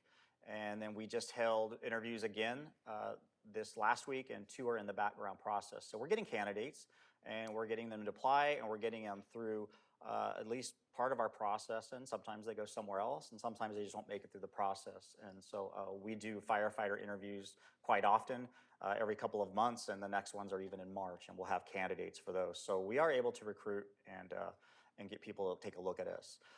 The biggest issue we have in the fire area is paramedics.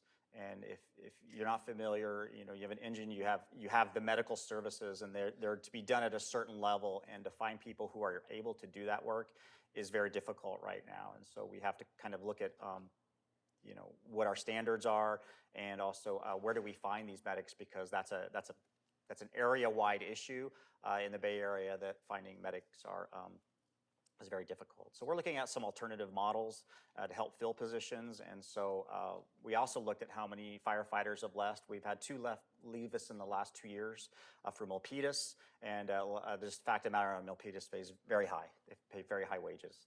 And we had 1 leave for relocation, and we had 1 retirement. But we expect several more retirements over the year. We're always going to have a lot of people about to retire, it seems like, in public safety and in government in general.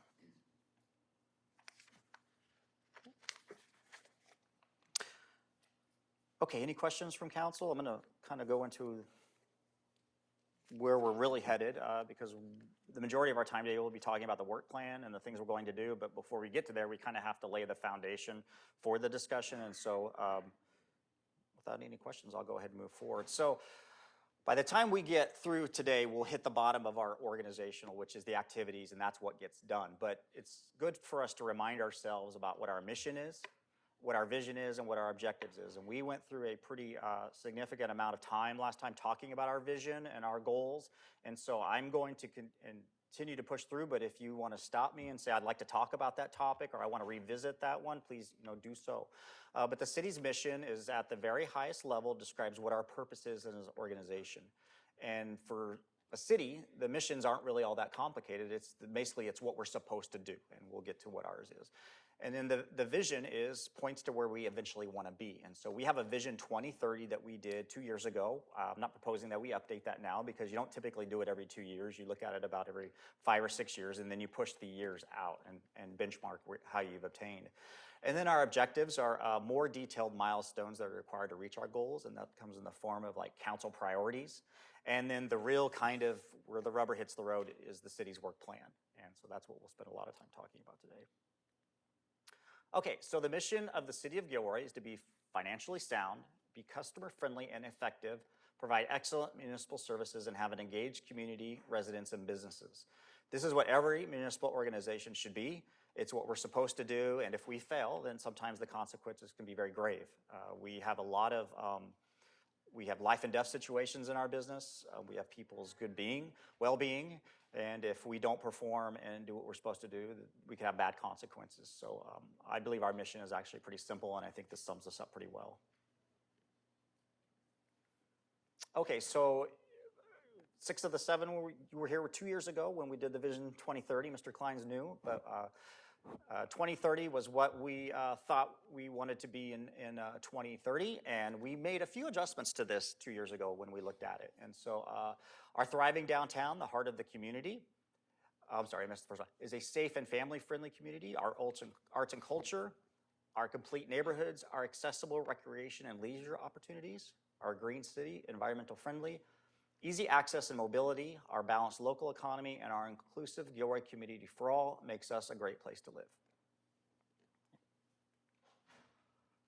So then we take that vision and we develop 2-year goals. And these were the goals that council adopted in 22 and 23. And I'm going to go through all 5, and then we're going to get through some specifics, and then we're going to get to the work plan, which I think that's where the majority of council interaction will come, and we'll talk about projects and things like that. Okay, so develop a financially resilient organization that relies on local revenues and resources. We actually have not done this because we've relied on outside resources, which was a surprise, and it was a good surprise. Grants are not locally generated revenues, things like that. Our local generated is sales tax, property tax, transit occupancy tax.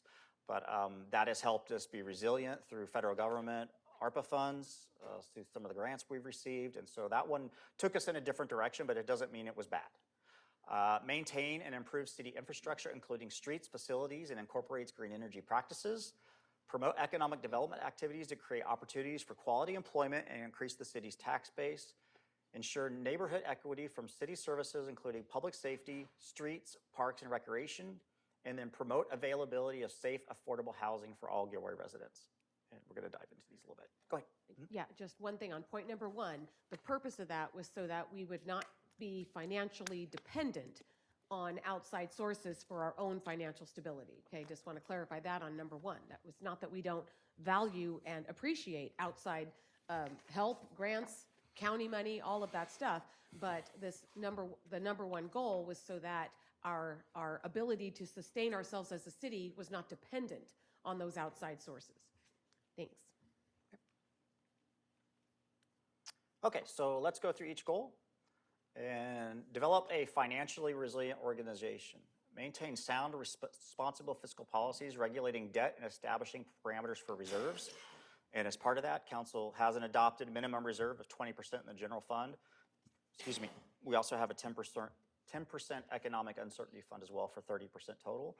We adhere to adopted policies and procedures. We follow our rules. We don't just make them and we do follow them and use them.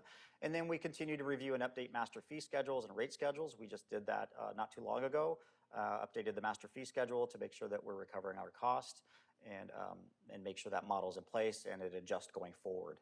And then prioritize, this was actually the council's goal 2 years ago, which I'm hoping we continue, is that we prioritize the use of discretionary funds based on the 22-23 strategic plan goals. And so that's when we talk about service levels and things that you have the ability to decide what you're going to spend money on. Continue to seek local, regional, and federal grant opportunities to support city projects, programs, and initiatives. I think we've made good progress there. Explore options to reduce pension liabilities, including retiring debt through bonds or other financial tools. We did explore those options. The market wasn't suitable for us at the time, but it is something that we may be able to do in the future if the rates come down. And then provide transparency in all activities related to municipal finance and ensure that financial records are accurate, reliable, and timely. And then explore options for service delivery mechanisms to reduce cost.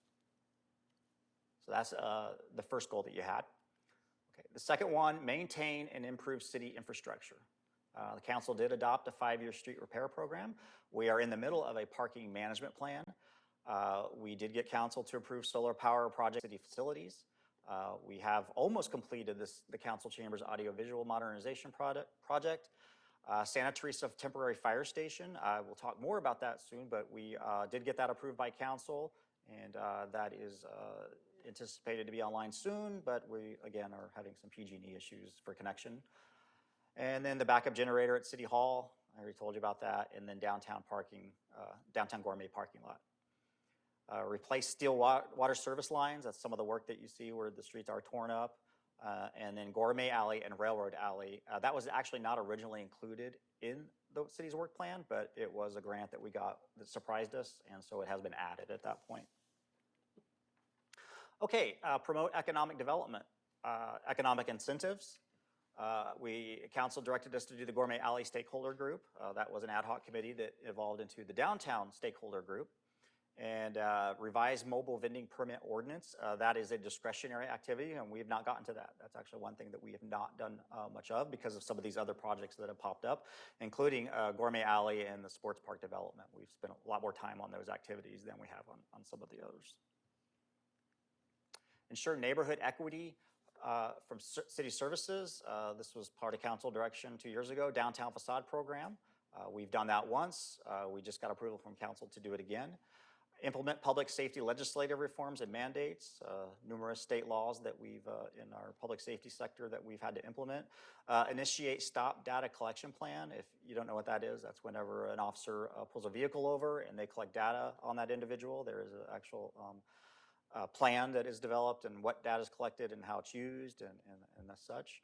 And then implement police department legitimacy training, increase trust building efforts between community and PD, and implement Family Resource Center at San Ysidro Cultural Center. We did implement that. That was open for a while, and then the service provider decided they didn't want to provide the services any longer, so the county is still looking for a new provider, but we did get there for a while. Okay, promote availability of safe, affordable housing, implementation of the unhoused ad hoc committee recommendations, safe parking policy, update general plan housing element, implementation of the new regional housing needs assessment cycle, and then adopt objective design criteria. So these were some of the work items underneath this goal. Okay. Any questions? Okay, so now we're going to get into the work plan. We're running a little ahead, so we're got plenty of time. 11 o'clock. Oh, I'm sorry, 11:15. So 45 minutes.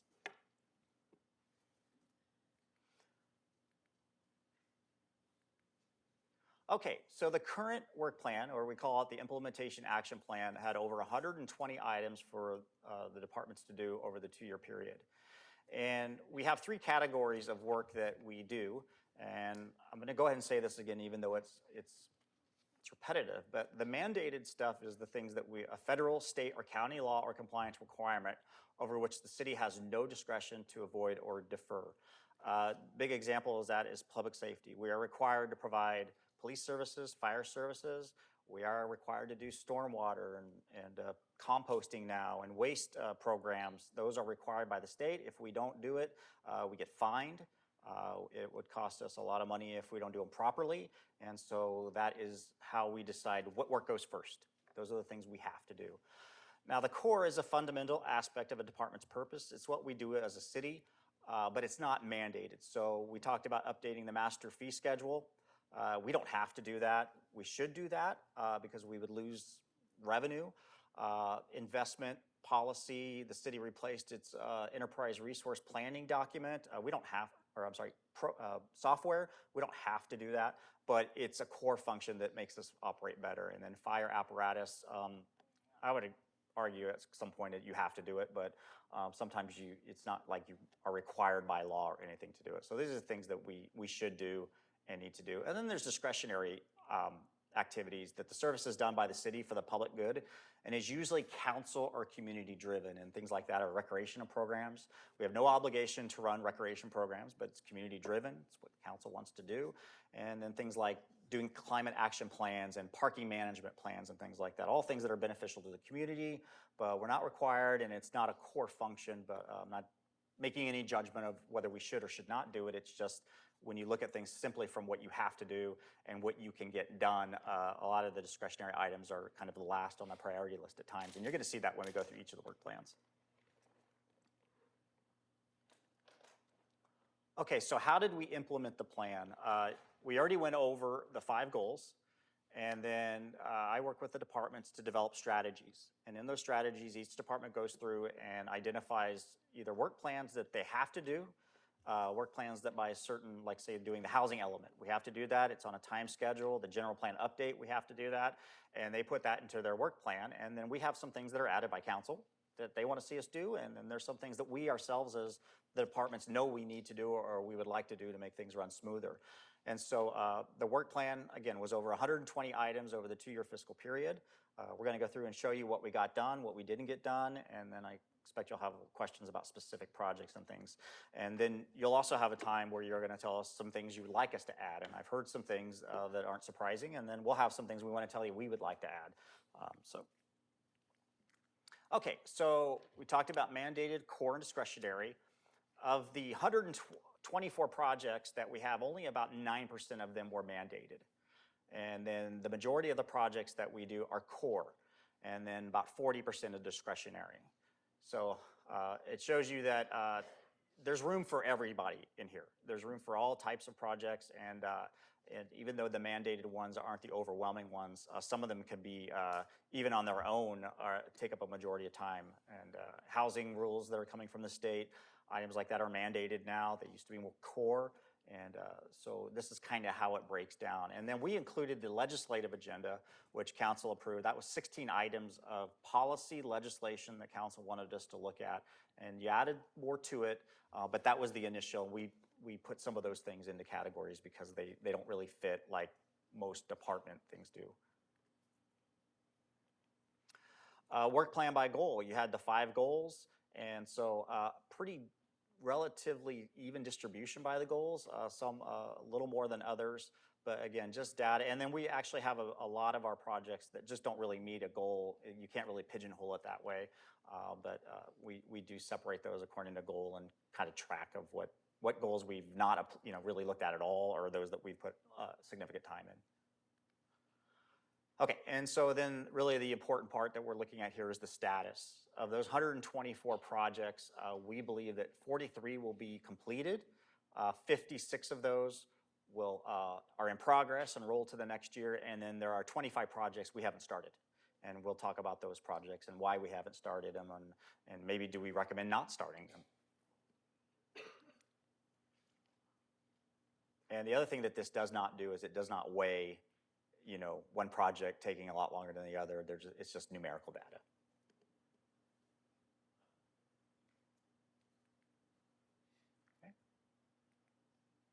Okay, so let's talk about the police work plan. We have Police Chief Pedro Espinosa is here to answer any questions. I'll guide you through it, and you can stop me about these things, but we'll go through them. If you recall, the line was where we talked to council 2 years ago that we felt that we could get done basically what was above that line, but below that line, most of that stuff was discretionary and we didn't really feel that we could get to. And so in some instances, you'll see that's the case. But implement legislative reforms and mandates, that is a project that actually never stops. Initiate stop data collection for racial identity and profiling plan. That project has been completed. Implement department legitimacy training program, which includes principled policing, implicit bias, and procedural justice. That's been completed. Increase trust building efforts between the community and PD.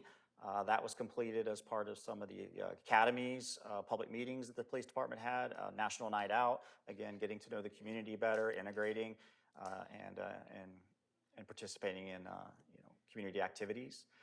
Increase de-escalation training, crisis intervention training. So that's been completed.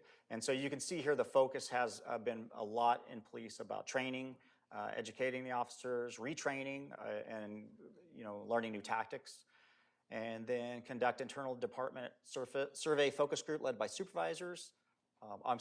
Implement employee wellness and resiliency program. We have certainly learned over the years that the wear and tear mentally on our public safety folks who see a lot of things that maybe in some instances have become normalized for them, but for most of us, we couldn't handle, takes a toll, and we're getting more aware of wellness and mental health as a society in general. And so that's something that the police department has taken an initiative to look into as well. Conduct an internal department survey focus group led by supervisors. That was completed. And we have not conducted the community survey yet, but it's still on our work plan. And then re-implement the CPA Imagining New Community Engagement Program. That was completed. And then Youth Engagement South County Youth Diversion Program. That has been completed.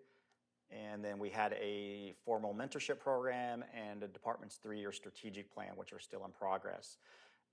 Items that we did not start that were below the line, which we didn't anticipate we would be able to, was evaluate the South County Pilot Psychiatric Emergency Response Team, and then promote neighborhood watch program. We do get questions occasionally from neighbors, why don't we have a watch program?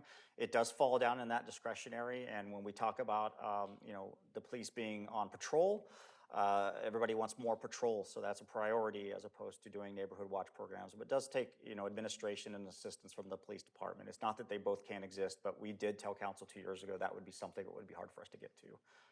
So that is the general work plan update for the last 2 years with the police department. I can answer any questions on that, and Chief Espinosa is here as well if you have any questions. I have a quick comment. Yes, Mr. Hilton.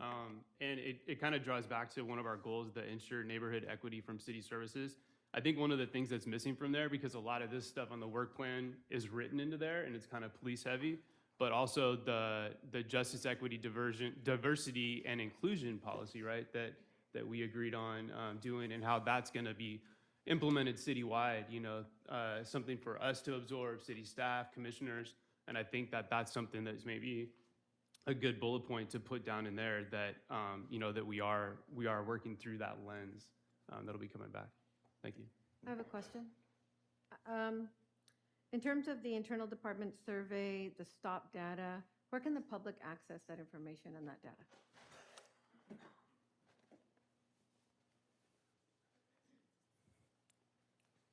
So the Department of Justice, good morning, by the way. Good morning. Madam Mayor, council members, sir. So that's a Department of Justice mandated data collection database. And so now that we've transitioned to our new records management system, while we were in progress, we actually purchased an app where we were reporting. And so you could either report it monthly or quarterly to the Department of Justice under the RIPA board, Racial Identity Profiling Act board. And say they release the data yearly. And so the metropolitan agencies started collecting the data in 2019, and medium-sized agencies, we started last year. And so that's available to the public. They just released it, and it's available at Department of Justice. The other thing we could do is we'll get a hold of a copy of it. That's a great idea, actually, and put it on our website too. Thank you, Chief. Does that hold true also for the internal department survey and the curricula from the different trainings? Or is that solely for the stop data? Yes, all our training, it's mandated now that our training curriculum is posted on our website too. The internal survey that we conducted was to generate our strategic goals for the next 3 years. And certainly after we're done here, we try to parallel our goals to your goals, and so that we're heading the right direction. And really, it's our strategic plan is no different than what you would like us to be.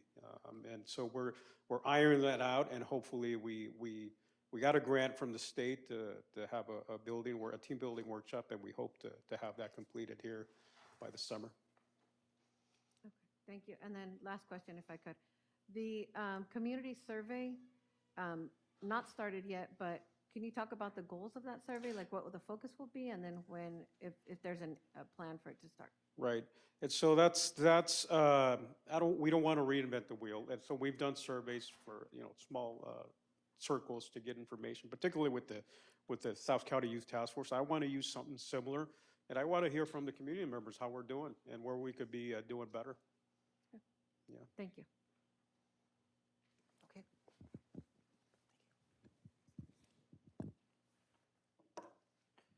Okay, so we finished up with the police here, and the green will come off in the next reiteration of the city's work plan. The yellow will move up, and the red will either turn into a recommendation that we start, or we will add, there's no or, we will add department initiatives, and then we'll add any council initiatives that fall into the police work plan, but you won't see that today. That'll occur in the future, but we're giving you an update. So that's the police department for now.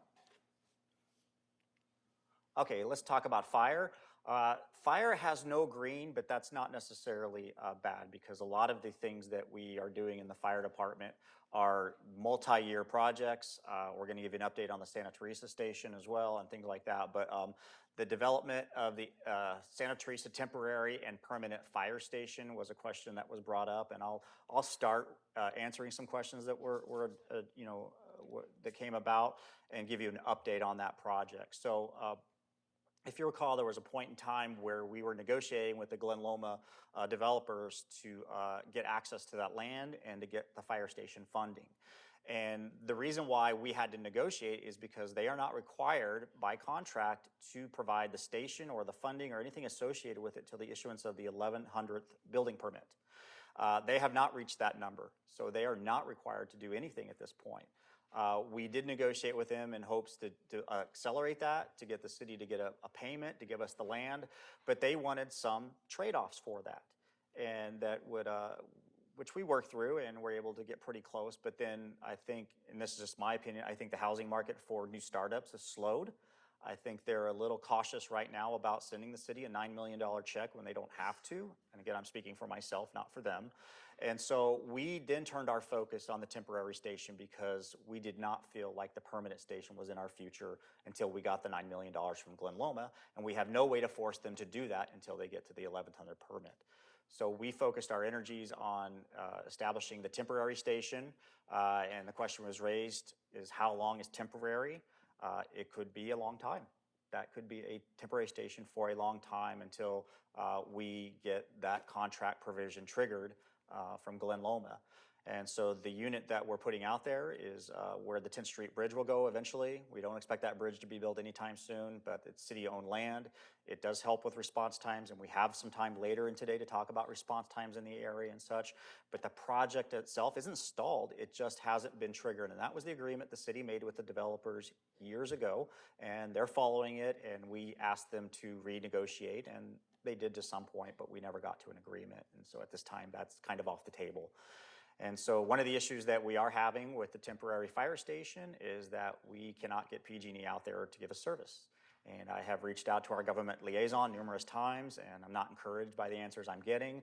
I thought doing a health and safety facility would accelerate us to the top, but that does not seem to be helping. So I may go another route and get some of our state representatives involved to help us out and to see if we can get PG&E, at least to give us some hope. So right now, the service area of Santa Teresa is the old teak building. If you're aware of that, it's on the north part of Christmas Hill Park. It is not suitable for long-term living. It is not equipped. It is just not a place. It's a place to sit down maybe and have a sandwich. But other than that, for living and stuff, we need to get our folks over into the temporary station where they have showers and quarters and all the amenities that they need.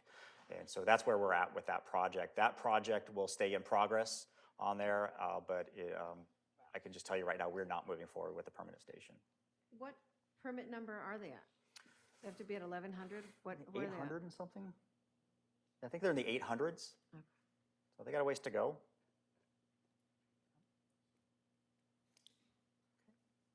If I can follow up on that, Jimmy, thank you, Councilmember Almaderis, for asking that question. So 1,100, they're at 800. So like you said, there's no obligation for them to continue to build and get those permits. So in reality, we're looking at that may never happen, right? If they, I mean, 1,100 is a big number there. Well, They have 1,600 that they pulled back X number of years ago?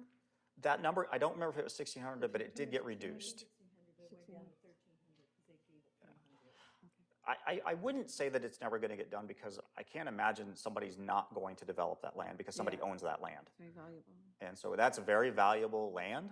And right now the cost of money is a little high, so maybe that just doesn't work out for them. But I wouldn't go that far, but I would be, the pessimistic side tells me it could be a while. Jimmy, what happens if they decide to stop at 1099 and then sell their land to another developer for the remaining 300 houses? Yeah, the obligation to do that goes with any sale. Even though it's just 300, yeah. he still has to, or he. Yeah, they can't get out of it just by selling it to another, developer. Okay. Type 1 fire engine build and deployment, Rosenbauer. We actually did 2 of those. And so we knocked out 1 and 2, and those should be green because those got delivered. They haven't been deployed completely, but they are ours, and they are here, and we're putting radios on them and checking them out and getting everybody familiar, but those will be in service very shortly. And so that was a big step. Again, talking about creative financing, we lease those, but we'll eventually own them. And at that point, if they're past their useful life, we could lease 2 more. But right now, we've been talking to Rosenbauer and others. It's taking maybe up to 3 years to get an engine once you order it. So we were lucky to get these after over a year, about a year and a half or so. And but if we're going to order any more, it's probably do it now and pay for, take care of it in 3 years when we get it. So identify funding for Chestnut and Los Animas station retrofit plan. Now that we have some of these items, especially like the Rosenbauer engine stuff, this one did not get started, but we will move that up and get moving. I've been with some of you at our fire stations, and they were not built as medical centers. They were built in the 1960s and were built only for male firefighters. And so there's some challenges in a diversified workforce. And so we are very aware that those stations need a little bit of love. And so we will most likely be bringing a proposal for use of some funds to do some improvements into those stations and get them up to today's standards. Okay, and then develop plan for over-air mapping. That project has not started. And then improve RMS incident data reporting. That project's a lot more complicated than it sounds. It really improved our fire stations with calls and notifications and data collecting, and that was a big system that we implemented and council approved. So that is up and working as well. So that was a pretty big technological improvement for our stations. Again, getting them past the old technology that just doesn't work any longer. And then develop and implement fleet maintenance repairs alternative solutions. That project is in progress.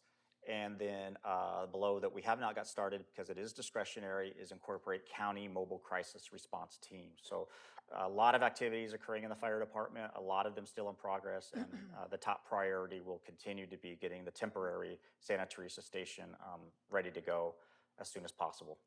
How much do we need for the mobile crisis response team? Because wouldn't it lessen the burden on our police and fire if we had such a team?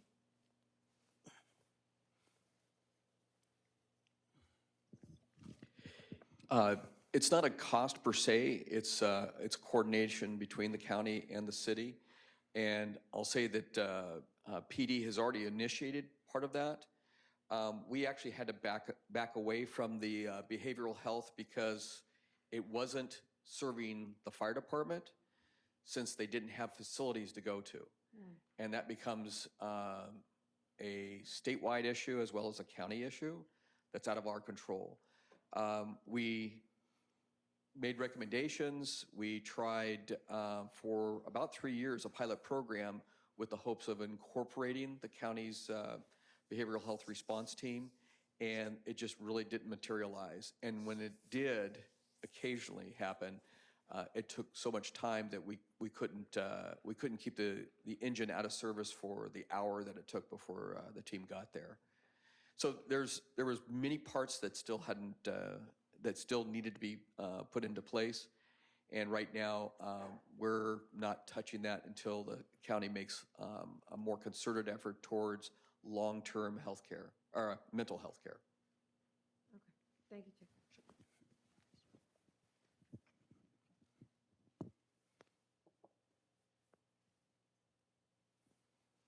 Okay, that's the fire department. Okay, Public Works. Developed 5 years street repair program. As you can see, that was the top priority. We accomplished that. We're in year 2 now. We will identify funding options to continue that program. It has been highly successful, and I think the residents have really appreciated that. Implement CityWorks CMS program at the Corporation Yard.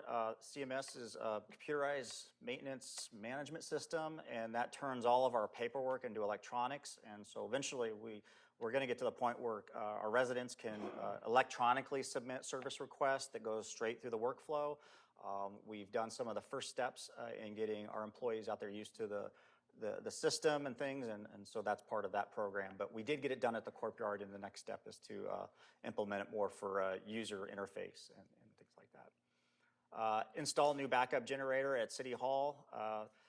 That was grant funded, by the way. Forgot about that, but we got a grant for that, and that has been on hold for numerous months waiting for a connection from PG&E.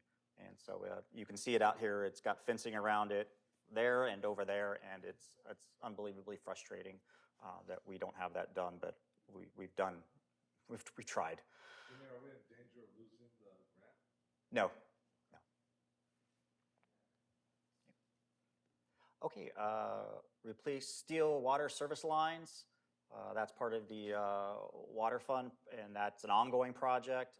We have a lot of old lines in the streets, and we have, as you saw, impact funds, and through our rates, we are able to do those programs and those replacements. And then 7th and Eagleberry, parking lot construction, that is in progress. The construction itself is almost done. As you can probably see, it looks like you could almost park in there, but we took a couple of weeks delay with all the rain, but we'll be doing striping and finishing installation of everything, and we'll figure out a way to light it because, again, PG&E is waiting on them. Okay, upgrade residential fire hydrants. That's an ongoing project. It's part of the work plan that's a kind of rotating, going through all that, and then conduct park trees assessment, having all of the city's trees looked at for disease and what have you, and in some instances removing trees because of safety, and that's a very large program for us. And then development of a downtown parking management plan. So that one is also in progress right now. Council approved the funding for that, and we are starting, we've done data collection and are starting to do outreach, and so that program is well on its way. It will not be finished this year. It'll go into the fall, but as you can see, the majority of these are in progress. Below the line, which is, we said things we probably wouldn't get to, and that was the climate action benchmarks, and then development of a permanent parklet policy with CDD. If you recall, during the pandemic, all the outdoor seating that took up parking spots and things like that, many cities have decided whether or not to have them go away or keep them permanently, and we haven't really done either. We've just kind of stayed with the status quo for now, focusing on more higher priority projects, and so that may either move up and into next year as part of that work plan. We'll see when we bring it back. And then support project to activate Gourmet Alley. I think we're well on our way with that as well, and the unexpected grant money kind of moved that above the line. And so sometimes opportunities causes us to prioritize, because I said Probably 2 years ago, the project I think is least likely to get any funding is Gourmet Alley, and I fortunately was wrong on that. So, Mayor? Question, yes, regarding item 4, before we leave this slide, can you distinguish, please, between the steel water service lines that the city is doing versus recycled water pipeline that is also going on throughout the city and tearing up some streets? Yes, I can tell you that the project on Luchessa has been a little bit of a struggle to get quality out of some of the repairs. And so that is not the city's project. But again, when we talked about government, people don't really care whose project they are. They know they drive on it and they live in Gilroy and they want Gilroy to fix it. So Daryl Jordan, our public works director, has worked really hard with Valley Water to be out there and to make sure that the work that's being done is being fixed, because the work wasn't done properly at first. And so they have made some improvements, but they expect to actually have the permanent repairs going on Luchessa, I believe, at the end of March. So that's their plan right now. But it is a struggle for us when other people do work. We had that issue with underground fiber optics, where they would tear things up, didn't repair in the way, and we'd have to go out there and get on them. They take a lot of hand holding, and so yeah, it's not our fault, but we're there to help to try to make sure that they're held accountable. All right, anything Public Works on the current work plan? We're going to get to new stuff here in a minute. Would you mean the last item there, the development of the parklet? I know it hasn't started, but where are we with that, and what's the timeline of completing that? We have had since COVID a temporary parklet policy, and that has been extended several times. So right now the plan is, since it hasn't started, to continue to extend it. We won't just take it away. We won't just say you got to move your stuff out of the parking lot or the parking stalls, but it is a little more detailed project, because as you can imagine, there's a lot of different opinions on what to do. So really, in the absence of the plan, we're not doing anything. Do you want to continue? I'm just asking you. Yeah, it's 11. I think I'm about out of breath, so why don't we take a break from 11:15, then we'll come back and do 15 minutes of public comment, and then I'll restart. My next topic, I believe, is community development, so I could use a break too. Okay. Okay, everyone, it's 11:16. I'm a minute late, so can we please reconvene and start the public comment period? Okay, everyone, you need to take your seats or move out into the hall. We're starting public comment. City Clerk, would you please call the next 3 speakers?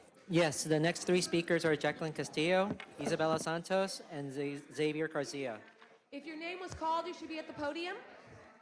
If you are still talking, would you please remove yourself into the hallway? Go ahead. Hello? Oh, Yes. okay. My name is Jacqueline. I like how Jimmy started the talk. He said if everything is a priority, nothing is a priority, and I think youth are priority. So we should make that our first priority for the city. So I was very interested in what he was talking about. He talked about the council's problem, and one of the council's problem was staff decreasing. So now everyone wants to work from home, and how can we solve that problem? So I think a youth center helps a lot with their social, emotional engagement. So if they're engaged with other peers and they're engaged by mentors, they would feel more comfortable being in a place and a society where workforce is, normal, and not just staying at home in their bed, feeling lonely. So another council's problem is the career, and so we're seeing less and less doctors and polices, lawyers, what we would dream to be if we were younger. But now it's proven that, in psychology, it's proven that if you ask the child nowadays, it's more likely for them to say they want to become famous or they want to become a social internet a star, anything. So now a youth center can also guide and mentor those youth to becoming someone like a doctor and a lawyer. So how will we pay? That's like the main discussion in this in today. So first we talked about grants. We can monitor those grants.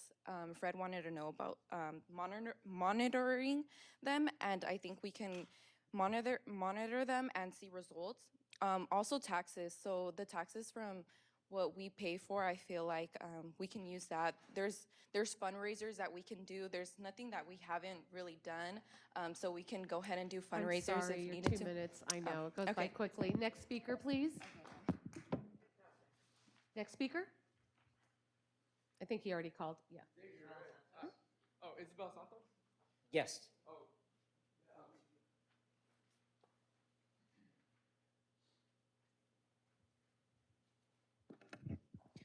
Good morning or good afternoon. I don't know if it's afternoon or morning, but good morning, City Council members. My name is Isabel Santos, and I'm here to give my opinion.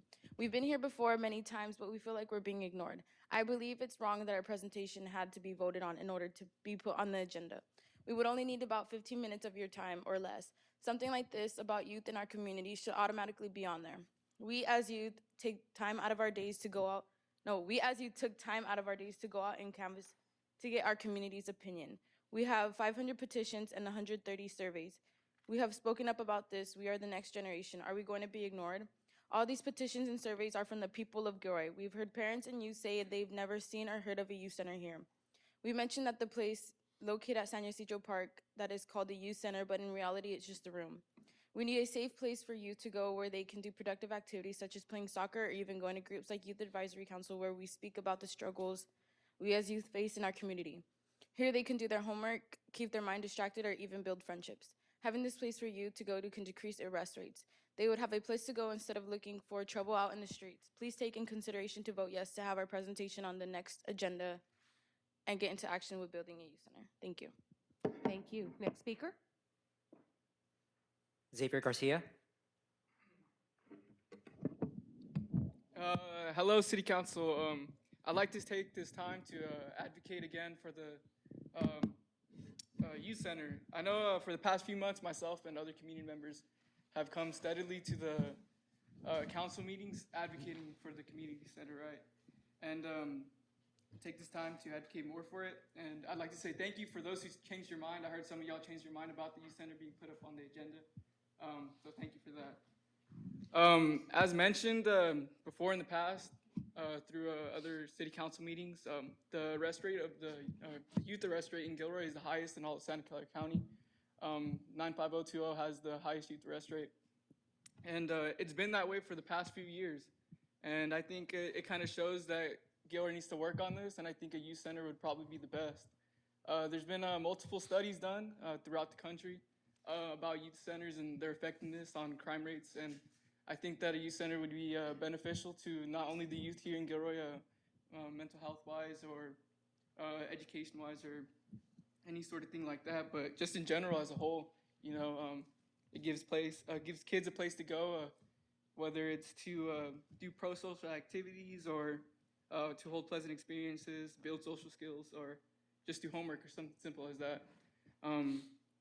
I think that this is something that should be prioritized going into the new year, 2023. And if not prioritized, at least discussed in the future, because this is something that is important. And we have a small group of community members who've gone out into the community talking about a youth center, and they were able to do a petition, which they were able to get over 500 petitions, signatures from community members, and we were also able to get over 130 surveys done by community members. And I think it goes to show that the community, they want this, and I know— I'm sorry, the time is up. Next speaker. It's Thank needed. you, though. Thank you. Next three speakers are Raimundo Amadeus, Ruben Dario Villa, and Michaela Character.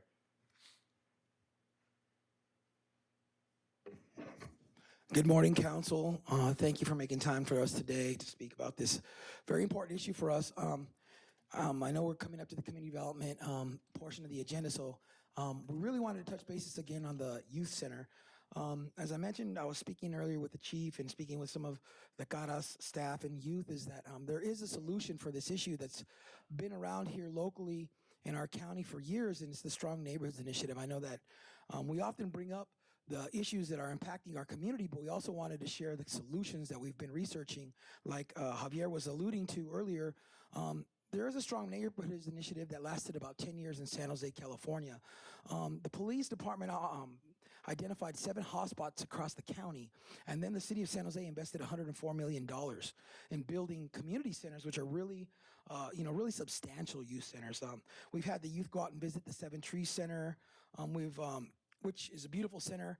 It has all of the different types of activities that engage youth, especially at-risk and high-risk youth, because that's who we're focused on. I also wanted to remind you all that other than finding a solution, we wanted to remind you of the issue that we're finding a solution to, which of course is youth arrest rates. I think we invest a lot of time and resources in young people, and when they enter the justice system, all of that time and all of those funds that we invested in them really goes away. Like we lose that time, we lose that energy, we lose those funds when they get into the justice system, because it's really difficult as a young person to recuperate or recover from your time that you spend in the justice system. So for us, the youth center is a priority. We would like to use that model. I know I shared with the city clerk the breakdown or the narrative on the Strong Neighbors Initiative, and I can send that all out to you, but I would like you all to consider that when we're looking at placement of the youth center here in Gilroy. Thank you. Thank you. Next speaker. Hello, everyone.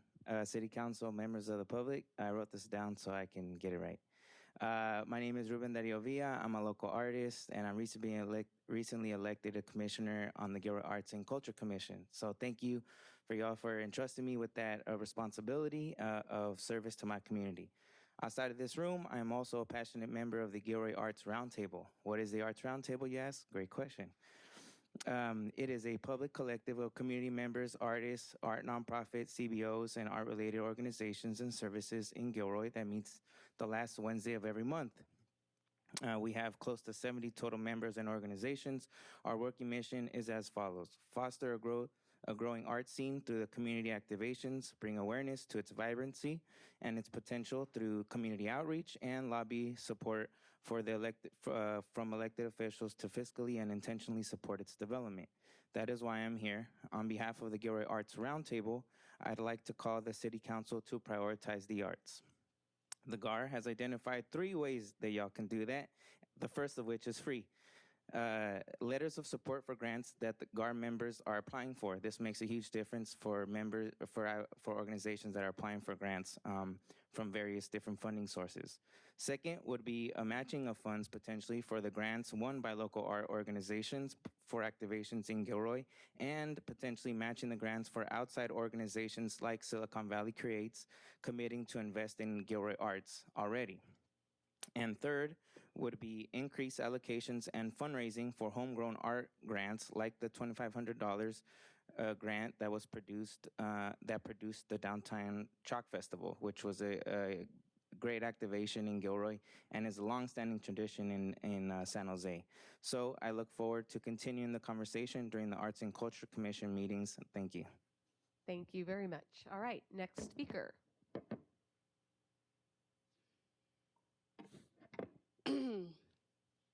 Good morning, fellow council members. My name is Michaela, and I'm a youth at Garas. I took time out of my Saturday to come and speak here when I could have been hanging out with friends or sleeping in, but I feel that it is important for me to be up here and speak my opinion.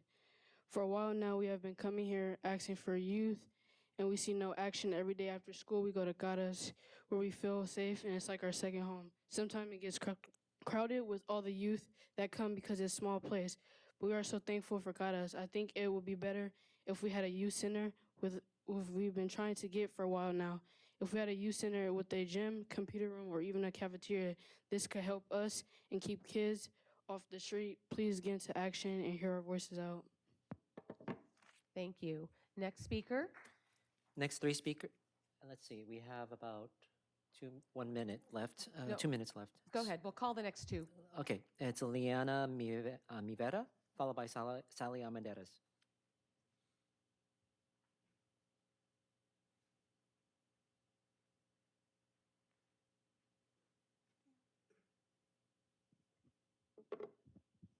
Good morning, City Council members. Thank you for taking into consideration the youth center. It means a lot to our youth at Caras and the community as well. All I ask today is that you make this recreation center or youth center your priority this year. Thank you. Thank you. All right, next speaker.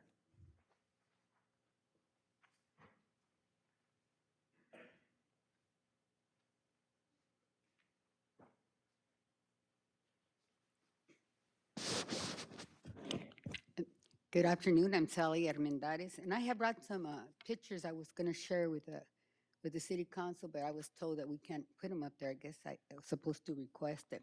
But I'm here to advocate for the youth center.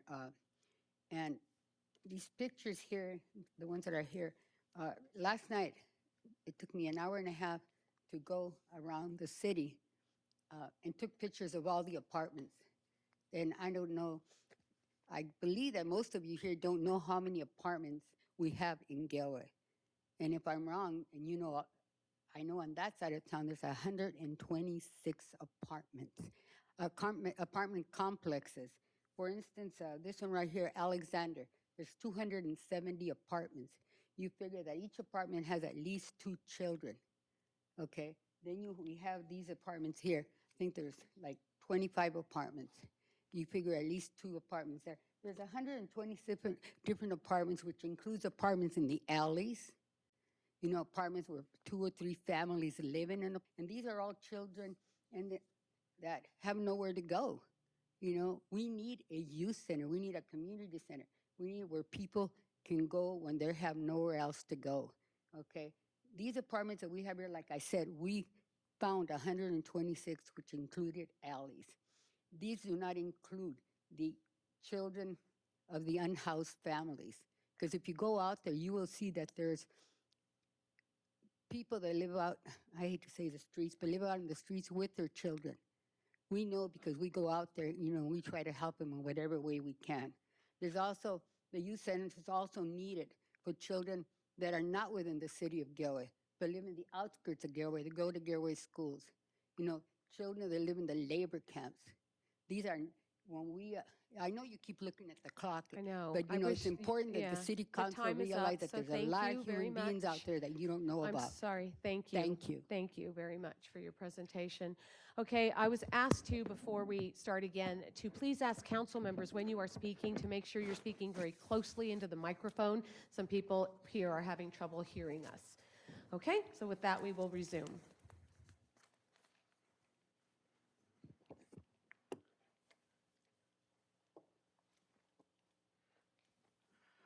Okay, thank you, Mayor. We finished Public Works, and so next is Community Development.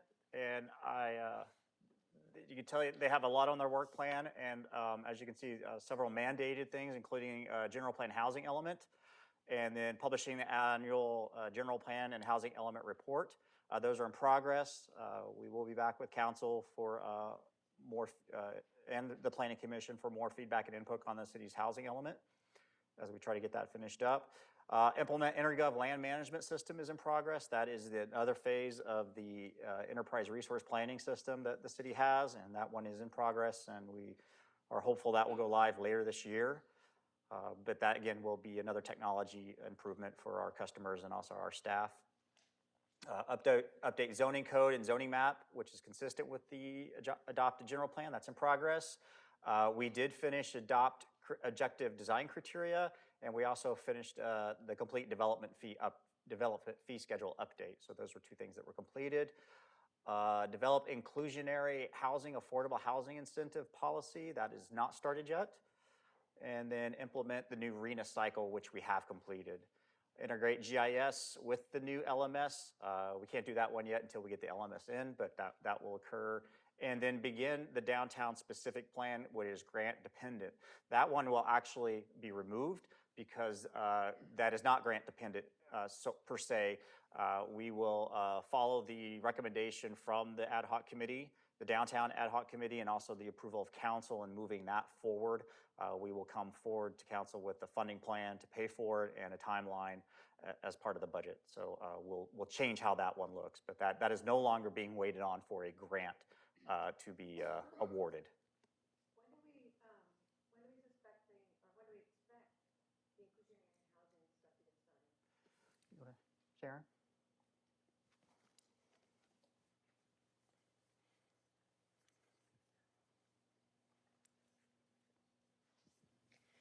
Thank you.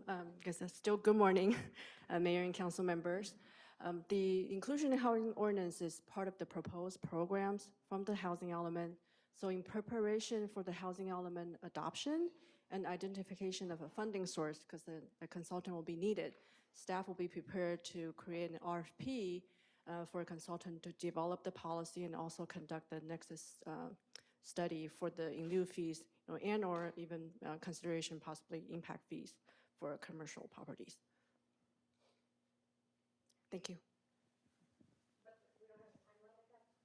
Well, that's in preparation of the adoption of the housing element and identifying the funding source for a consultant.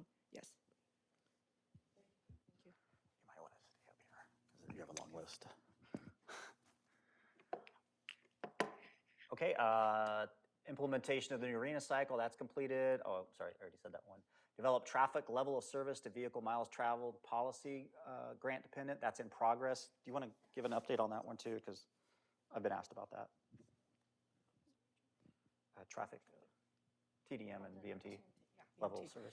Actually, if I can just maybe complete my prior response. So we're anticipating the spring for the working on creating the RFP for the inclusionary housing ordinance.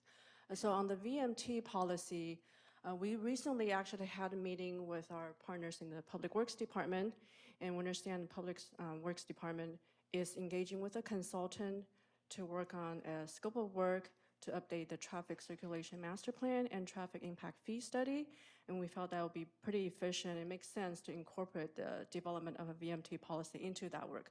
So we're working on looking at that scope of work with the consultant right now. And that will be coming forward to council later on. Okay, develop traffic demand management policy, grant dependent, that has not started. Implement customer bill of rights, customer service initiatives, that is in progress with our customer service manager. Revise ag mitigation policy, that is in process as well. Revise mobile vending permit ordinance, that is looking at how we deal with some of our mobile vendors, those who are not here all the time, and requirements and fees, and that is in progress as well. So we have a lot of the discretionary activities that are in progress. These are not mandated or core, but things that we try to fit into the work plan. Next is present CDBG and Housing Trust Fund policy discussion and recommendations. We did that, and then the REACH codes came to council not too long ago too, so those have been completed. Things below the line are ones that we felt we weren't going to get to and was a little more than we could take on, but as you can see, some of them have launched to the higher levels because of just what's happened. And the bottom one is the pilot program for Gourmet Alley. We did not expect to be able to do much with that, and then the funding kind of changed our minds. And Jimmy? then we updated the historic Jimmy? site. Yes. I have a question. Let's go back to the mobile vending permit ordinance. I am assuming that those are our Friday, Saturday night food trucks downtown. When is that going to be completed? I know it's in progress, but we're losing a lot of money because these trucks are not being permitted. But it's more than just trucks too, right? It's Right, vendors. correct. Vendors are on Yes, citywide. correct. All of Yeah, that. it's people just walking around with a cart. Yes, or, the carts, it's everything. Mayor and Council, we're proposing to bring back a proposed ordinance in late spring, early summer for council consideration input. So we want to, like I said, it impacts a lot of different things. We want to make sure we spend the time to really make sure that what we're proposing is going to help resolve the situation, but at the same time, lessen any negative impacts on established businesses like brick and mortar stores, that type of thing. So how long is it going to take? Like I said, it'd be late spring, early summer when we bring an ordinance to you for consideration. Really? Okay. It'd be great if it could be speeded up. It just seems like this has been an issue that's been going on for so long, and it's still dragging on. Can we speed it up at all? I mean, we can look at something over and over and over, and it doesn't seem like it should be that hard of a project to get resolved.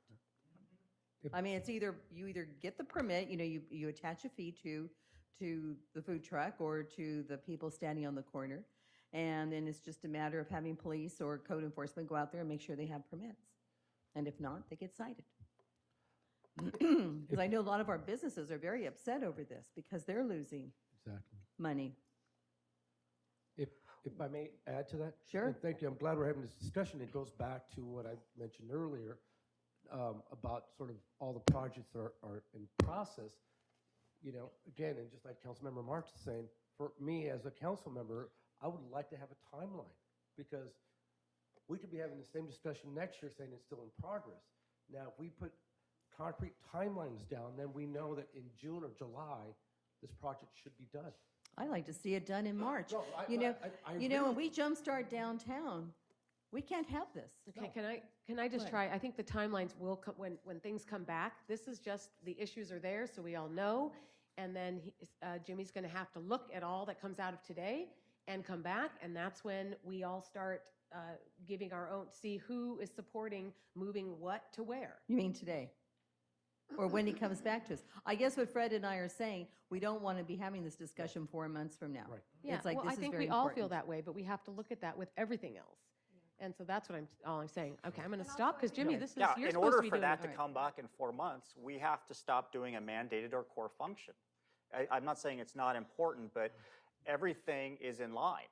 And so if you want something to move up, you have to make a case to the council, and you have to say, I think this is more important than that, because that's how we prioritize our work. Okay. I think most of the activities, right, that have food carts and food trucks and stuff and vendors occur, you know, in late spring and early summer. So I'm okay with this as long as we get a well constructed and presentation and you know, possible ordinance. Like, you know, as long as you're doing your due diligence looking at ordinances that other cities have similar to ours, similar to what we're focusing on, and it's fair and balanced for the vendors as well as for our brick and mortar. That's what I'm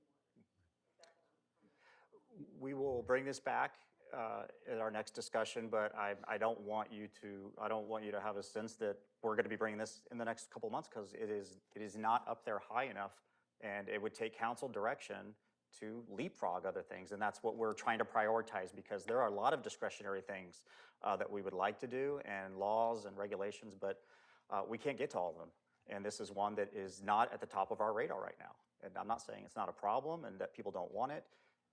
Again, if everything's a priority, then nothing is for us, and so that's the battle we have. Jimmy, if I may add to this discussion here, so, and as the mayor said, I mean, obviously this didn't come back for us to sort of vote on this. What's the timeline for this to come back for us to have this discussion in more detail? And in regards to your last comments, I understand that we have to prioritize, but every one of those things that you're showing us is a priority. So I understand it's, staff time, whatever it may be, but again, having timelines of every single one of them, saying, okay, this one may not be as important as the other one, but by next year, June, we'll have this done. But by just leaving it as is, saying, well, let's vote on what's a priority, then again, I just don't see us completing everything on there, which we should. Now, if we say, staff, this has to be done by next year, then we have a goal in mind. So when we go out and talk to our constituents, we say, by next year, we're going to have reach codes, whatever it may be, in place. But by saying we have to vote on priorities, then we're really saying that, well, we have to pick what we think are important and what's not. Every one of us is important. That's our job. That's the beauty of this. Yeah. And we have to be reasonable with staff, because whenever we reshuffle our priorities, we're messing up their work plan, right? And their ability to be efficient and thorough.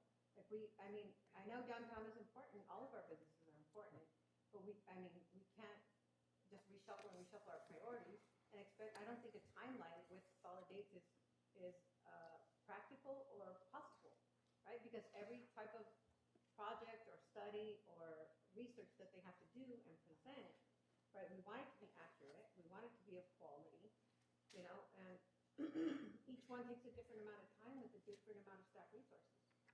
But see, the I'd problem. rather have them concentrate on the quality and the substance of it than on needing a timeline, right? And then we get inaccurate or incomplete information. But see, I think this is just way too overreaching. Other cities have permits in place. To me, a permit is a permit, and that is easy to do. And I see a couple of days on doing this. I don't see you doing research. I don't see you doing big reports. I just see you saying, if you're going to sell on our street corners, if you're going to provide food trucks, you're going to have a permit to do it. We require that of our businesses, so it just extends. They are selling a commodity on the street. And when you say months, I'm going, really? I just feel like sometimes we overthink things, and then it just stretches out for such a long period of time that things really don't get done. in a timely fashion. And what I'm asking for is more of a timely fashion. We take our direction from council. And so if that is something that you want done immediately, I suggest that the next council meeting that be brought up and that be moved up. And then you have to have that discussion about what comes off. Because we aren't getting through the entire work plan, and we've never made that promise that we would. And so I don't, again, we don't want to stay in the weeds, but I understand what you're saying. But I also have to say that, look, we're getting a lot done. And it may just not be what everybody wants at that time. And so when we look at this work plan and we think about, do we need to make sure that we get our housing plan element updated, or should we be out there working on, permitting vendors? We have to balance that, and we balance that through council. So that's really for the group to work out. Well, you balance it through council, but you also balance it through what's mandated by the state and the consequences of doing that. Not to go off topic, but maybe it'll help. Can you go back and talk about that customer bill of rights, item number 13, customer service initiatives? This was something big that I know that you pushed 2 years ago with us. What kind of matrix or anything that you can share with us that you've gotten out of that? Like whether it's like, an exit survey from a developer that spent years with you all the way down to maybe just a minor permit. Yeah, so with the resources we've had, staff have been having to prioritize, all of our work plan items. So we've been really focusing on serving our customers and taking care of the applicants. So we're going to resume this effort, but I know our next steps will be, doing some internal coordination with other development service departments, such as engineering, public works, and we're going to be picking this up in a few months. Okay, and Jimmy, are you? It's been 2 years. We rarely talk about this. Are you happy with the results that with whatever you were looking for in that? Well, no, because it has taken a long time, but it's a discretionary activity. So it's something we have put on the back burner because of the other mandated things that we've had to do. We just showed you, we've got 15% vacancies in the community development department, and all of our energy right now is going to the housing element. I'm going to be honest with you. I mean, we don't have a lot of free time to do things, and so when we look at discretionary items, they get put off. They just do. Thank you. There's consequences to not having the housing element submitted already, right? Thank you. It's a priority right now, basically, in that sense. It is the biggest priority in the community development. It limits our access to CDBG, housing funding opportunities, if we do not have that done. So if I'm going to take some heat, for what we don't get done, I understand that, but that's what we have to do sometimes. So taking this, today we're not making decisions. Right. We're just running through it, trying to stay out of the weeds as much as possible too. Yes, we're trying. We've done pretty good. Okay. All right, moving right along. So again, those below the line, grant opportunities, permit streaming initiatives, a lot of this has just not made a lot of effort. We haven't been able to put a lot of effort into it. And so that's the community development work plan. I do want to give you guys kudos, you and your staff, especially when you talk about grant opportunities for SB2 REAP. ABAG. I personally, when I meet people at conferences and stuff, I ask them about different opportunities. And over the last year, I've always heard, your Gilroy staff was in there. They already know about the REAP, REAP 2. They already know about that. They're getting on board of it. So, I just want to say I appreciate hearing that. All right, moving on to Public Works. Or no, did I go backwards? I already did Public Works, didn't I? I already did that one. Okay, let's go to Finance, Enterprise Resource Planning Implementation. We are now in phase 3 of that. We did the city's entire financial system. Then we did the human capital management for human capital for our employees and payroll and all that. And now we are doing the real big one that's public facing, and that is utility billing. And so 15,000 accounts that would be converted from the old legacy system to a new one. Nobody's water, no matter what, is getting shut off. So hang in there with us, but I think we're going to do pretty good. So far, the testing and the initial implementation is going very well, but it is a big change, but it is definitely needed.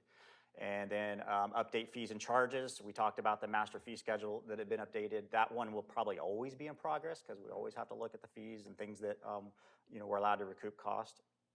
And then evaluate funding options for pension cost. We finished that, and that was where we came to council and said the market timing was not good for us, so we paused that. And then below the line, identifying funding options for unfunded infrastructure. I don't know that that's not started. It definitely is in progress because we've gotten some grants. We have some ideas about use of fund balance and things like that, so maybe not so much red on that one. And then over-the-top media franchise fees, we have not started that project at all. Again, focusing on the ERP and other projects. For information technology, ERP, all those things related to that are in progress because we're on phase 3, and then also the citywide desktops, all the computers need to be replaced, and they're in the process of doing that. We did complete the cybersecurity assessment plan and implementation, reported that to council, and then public records management system was completed, and then council chambers audiovisual modernization is just about completed. We have to replace cameras, and then I think we'll be pretty much done. So a lot of progress on the IT initiatives. In progress is also all the printers in City Hall are being changed out. That is a very large project. We have a lot of that technology. And then the Wi-Fi system replacement is in progress as well. So, okay. And then administration, which is technically my department, implementation of ad hoc committee recommendations. Those are in progress. Create Gourmet Alley Stakeholder Working Group. We did that. We developed a social media policy. We have not started on developing the city logo policy. We'll be doing that soon. And then we completed the current social media strategy. And then we hired an economic development manager, but that position is vacant. But we are about to conduct interviews for the next economic development manager here shortly. So that one is in progress again. Complete EOC operations plan. That is in progress with our EOC coordinator that we took from part-time to full-time. Develop process for film permits. We don't get requests to film in Gilroy very often, and we don't really have a formal process to do it, but maybe one day we'll get a big movie and we can generate some revenue that way. But right now we don't really have a process, and it's not a high priority for us. Earned media strategy, that is not started. Coordinate, identify, and are applying grants. I think you've seen grants about 10 times now, and so we have certainly focused a lot of attention on that. And then opportunities for sports park. We are no longer pursuing opportunities. We are in the middle of an opportunity. And then downtown facade program, which is in progress and has been approved by council. We just talked about that the last meeting. And then pursue opportunities for city-owned 536 at Hecker Pass, which is now the Gateway Recreation Area. So all those projects there are kind of under my office, but I'll also show up in other work plans. Okay, admin services, HR, I'll run through these really quick because they got most of their work plan done. ERP, which was the human capital module I talked about. COVID-19 response and future opening of City Hall, we're already done with that. Complete labor negotiations with all of our unions. AFSCME, Fire, GMA, unrepresented, that's all done. Health insurance open enrollment. We've done a general liability risk assessment, and so with some of our partners, too much of their chagrin, we've raised insurance requirements for many of our partners, and that was a risk analysis that we had to undertake. Customer service training for employees is in progress, and then employee ergonomics, which we did complete that project to make sure people had comfortable chairs and appropriate workstations so they avoid workplace injuries. We have not updated the human resource and regulations book, and we have not updated the performance management system, but that was below the line, and we said we probably would not get to that. Fleet, orientation and training of new fleet superintendent, we've done that. We initiate lease purchase for the 2 fire engines, that is done. And then biannual inspection certification for medium and heavy duty trucks, that's mandated. We had to do an inspection for all those trucks, and that was completed. Now, facilities. Remove dilapidated arbor at Wheeler. If you've seen it, it's pretty rotted out. That's in the process, and that's mandated on our part for safety. And then replace the HVAC system at City Hall. And I'm not going to talk about that one right now because I have a whole presentation on the HVAC system and what that means for the whole Civic Center. So that'll all tie together. And then environmental remediation work at the police shooting range, which is out at the Scrawl plant. That is in progress. Oversees solar power project installation on city facilities. Council approved that agreement, so we will see some construction shortly with solar panels and then upgrade safety labeling for electric panels. That's mandated by law, and so we are in progress with that project. Okay, and then last but certainly not least is the Recreation Work Plan Family Resource Center at San Ysidro Cultural Center. That was implemented, and the vendor ceased operations, so the county is looking for an additional vendor. We did publish our seasonal recreation activities in both English and Spanish. We issued an RFP for independent pool operator at Christopher High. That was all completed. We've expanded our fee-based recreation programs from their status that they were at in COVID, and then increased overall recreation program participation levels. And then explore needs assessment recommendations to transform senior center into multi-generational community center, and we brought that to council several months ago. Jimmy? Yes. Sorry, so thank you. So is this, can we have a bit of a discussion here regarding sort of the comments from the public regarding a community center youth center? Is this the place for that? Well, I have that coming up. Okay. If you, yeah. Okay, I'll wait. Because we're going to talk about Okay. initiated items. Got it. So it's coming. Hang on. I know you want to get to your stuff because I'm trying to get you there. Okay. So that's a summary of the work plan, department work plan. So you're seeing how much we've gotten done, some of the things we haven't gotten done, and some of the things that we haven't started yet. So let's talk a little bit about council now. And so one thing that we did last time is we did a council legislative and council initiated work plan. And that was 16 items that were approved by the council at that time for staff to work on during the 2 years. We are about 3/4 away through, 75% through the 2 year. And so we're going to talk real quick about some of these policies and projects and things we've started or completed or are in progress. We have not started in lieu fees versus allocations. That's a community development, housing related project. You can see a couple of the community development objects have not even started, and primarily because of our focus on the housing element, general plan issues, things like that that are taking a considerable amount of our time. Renter protection policies, that went to council, as did the 5-year street repair program. So some of these are duplicate that you're seeing in the staff work plan, and that's pretty common. And then downtown Rule 20 undergrounding, that project exploration is in progress. That is another PG&E project that moves along a little slowly. And then grant writing, we have done that. We have a on-call or a consultant grant writer, and we also have a position that is being recruited for. Downtown specific plan has not been started because that ended up being a strategic plan recommendation out of the ad hoc downtown committee, which we will bring to council as an initiative for next year, and we're going to need funding for it too. Unhoused community, we did an unhoused ad hoc committee, and those recommendations went to council. And then climate action benchmarks have not started, but REACH codes did. And then economic incentives and job protections, that is in progress. And then public safety mental health response team has not started yet. Lastly, access to technology and safe parking, those are in progress. We'll have a list of all the things that are coming back to council that are still on this list and another slide. And then the RV towing policy, we completed that. Jimmy, before you go on, go back to number 4. Do we have credits that we're going to be using for that project? Yes. Yeah, I think we have Okay. about $3 million in PG&E credits. Correct me if I'm wrong, Errol, but it's about $3 million. So this is the undergrounding of the power poles, right? How is that going to affect the paving of the alleyways? Is that going to, are they going to pave it and then tear it up again, or no? No, Okay. what we would do is we would put conduit down there. If we go that route, we're still in the exploration. Council approved us going forward with undergrounding, but we're working with PG&E to see if that's even viable, if it makes a lot of sense. So what we would do is we would put conduit down there, so then the undergrounding could occur at a later point, but we wouldn't install it and then dig it all up again. No, that's not the plan. While we're going backwards, can we also talk about number 2, the renter protection policies? Didn't we send those back with suggestions for changes versus like completely finishing that process? I believe that it didn't have the council support to move forward. I thought there was. It was voted There down. were suggestions that we made in terms of coming back with another one. No. Yeah, it didn't move forward.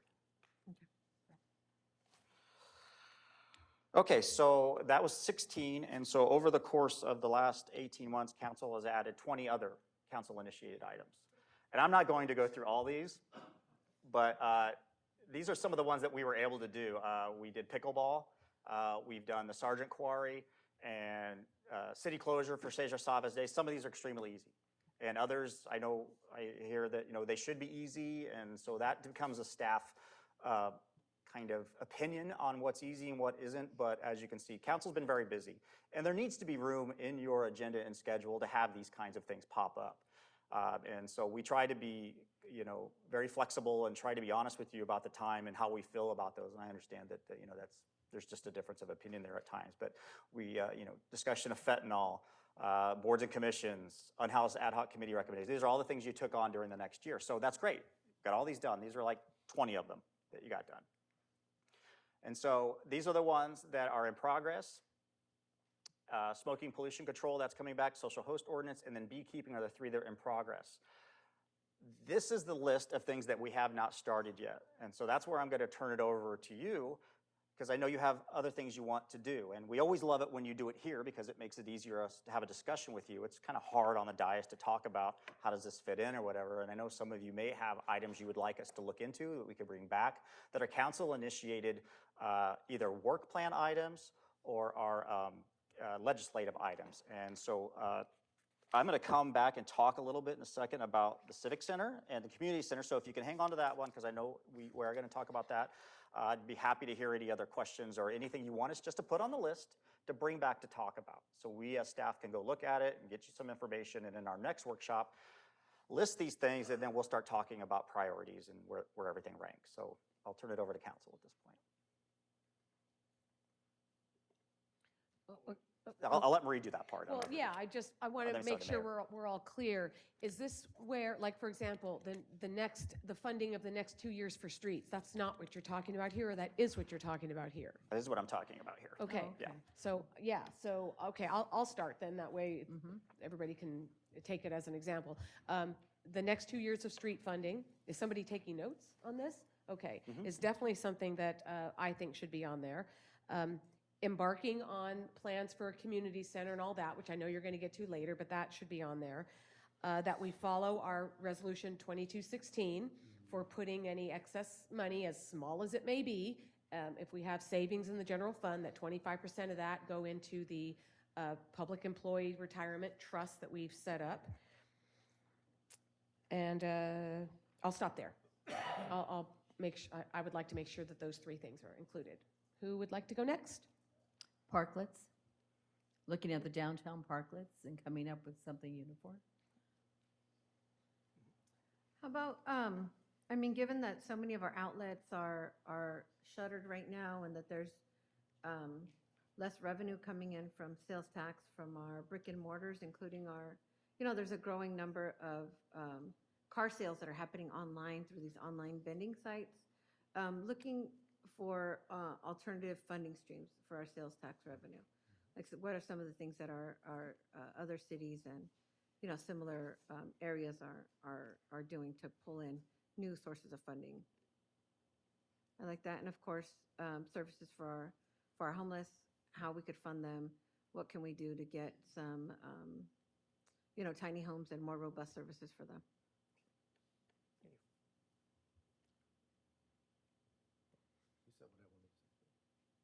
Okay, if no one else has anything at this point, then go ahead and And continue. again, this isn't your last chance. So. Yeah, I'll add a couple. The implementation of AB 2234, which is a post-entitlement building permits, it's required over the next year for us to do that. I didn't see it mentioned in staff's work plan, so I just want to flag that. I'm interested in a transit first policy, and I'm also interested. I'm interested in reviewing the ADU ordinance, but more or less there's new state law that has changed for that. I didn't see that in the staff's work plan. And it's also been a promise in our current housing element that we will come up with pre-approved plans for ADU units within 2 years. Not only has state law changed in the ADU ordinance, but I also want to highlight that it is a barrier that we have the maximum ADU square footage of 1,000 when state law allows 1,200. I think that's a barrier. And I also be interested in a transportation demand management policy. Thank you. Yeah, I do want to remind you, this isn't your last chance. I know, if you think of things over the next few weeks or whatever, when we go to our next workshop, because again, you don't approve this till June. And so things will change, things might pop up that you hear out there in the community and such, but that helps us get a start and start getting this listed and get it ready. You will have to make decisions. And as you can tell in the work plan we had, we didn't get to it all, and we won't get to it all. Right, but hopefully at some point, Jimmy, instead of staff going off on all of these things, you come back with finding out what a council majority supports that staff be doing. So, right. Which we're not doing today. We're not doing that today. Okay. No. But yeah, soon. Okay. All right, if that's it for now, I'll move forward. And I want to talk about, we did commit to council in the previous couple of meetings to talk about a few things that impact kind of high-level projects. I've talked to you about our priority right now for Santa Teresa Fire Station is to focus on the temporary and to not talk about the permanent, because there's nowhere for us to go right now. So I'm gonna turn over to Fire Chief Wyatt to talk to you a little bit about response times. And I know we all hear about it. It's something that a lot of people don't truly understand, and it can be a bit complicated, but we're gonna try to make it really simple about how we got to where we are today and how that has been, how that impacts our standards of coverage and how we're doing. So with that, I'm gonna turn these slides. Another good picture. Okay, go ahead, I'll turn it when you're ready. Just turn it.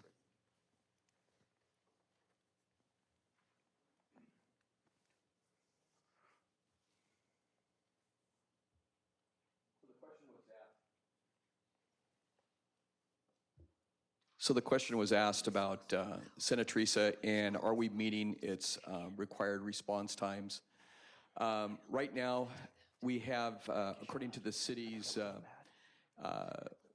memorandum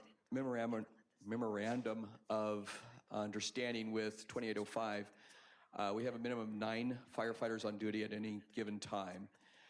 That's the minimum number of firefighters.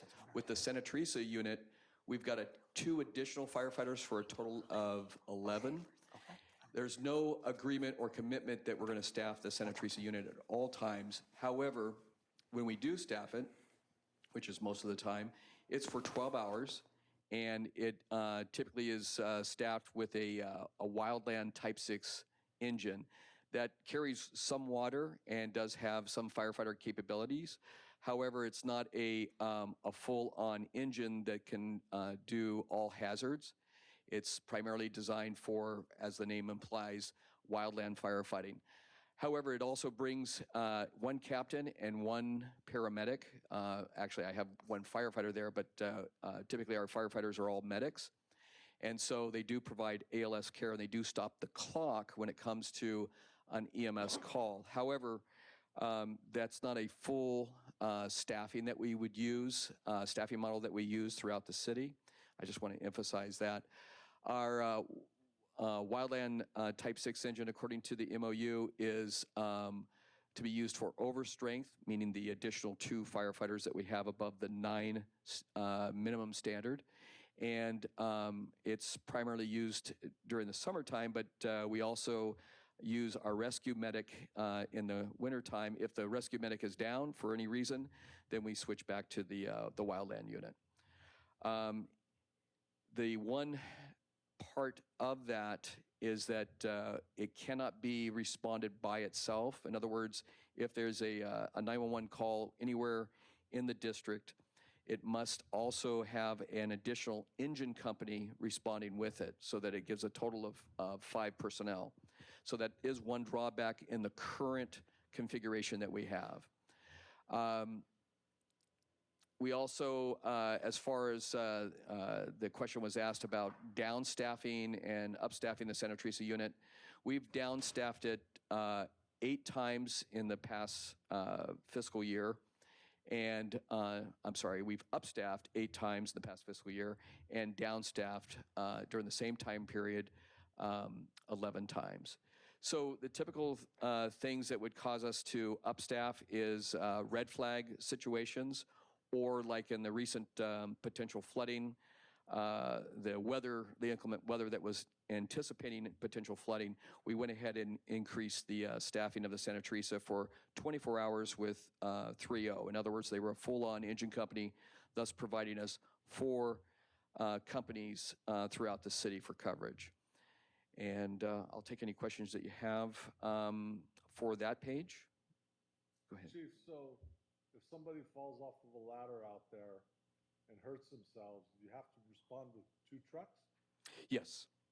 But if you have- Well, if I'm you sorry, have with the the Santa ambulance- Teresa unit and the and one of the other engine companies. But if you have the ambulance out there, they can respond by themselves? Well, the ambulance could respond out there, but it's only given you 2 people. So if you've got someone that's fallen off the ladder, there's no way that 2 people can adequately handle someone that's possibly broken their neck. They're going to need the additional staffing to help load the person onto a backboard. Oh, okay, got it.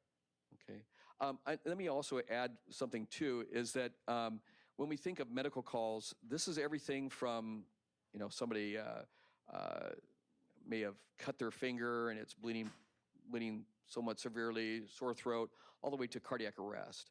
And so we obviously have priority dispatching, but with that, we appropriately send additional units based on the severity of the medical problem. For instance, in a cardiac arrest, we will send, outside of Santa Teresa unit, we'll send 2 engine companies because it takes 6 people to man or to handle a cardiac arrest. We actually bring the emergency room to the person's doorstep. So it takes that many people to effectively handle a cardiac arrest. Okay, thank you. So with that, the SOC study showed that our first due performance standard, in other words, the first engine to arrive, should get there 90% of the time within 7.5 minutes.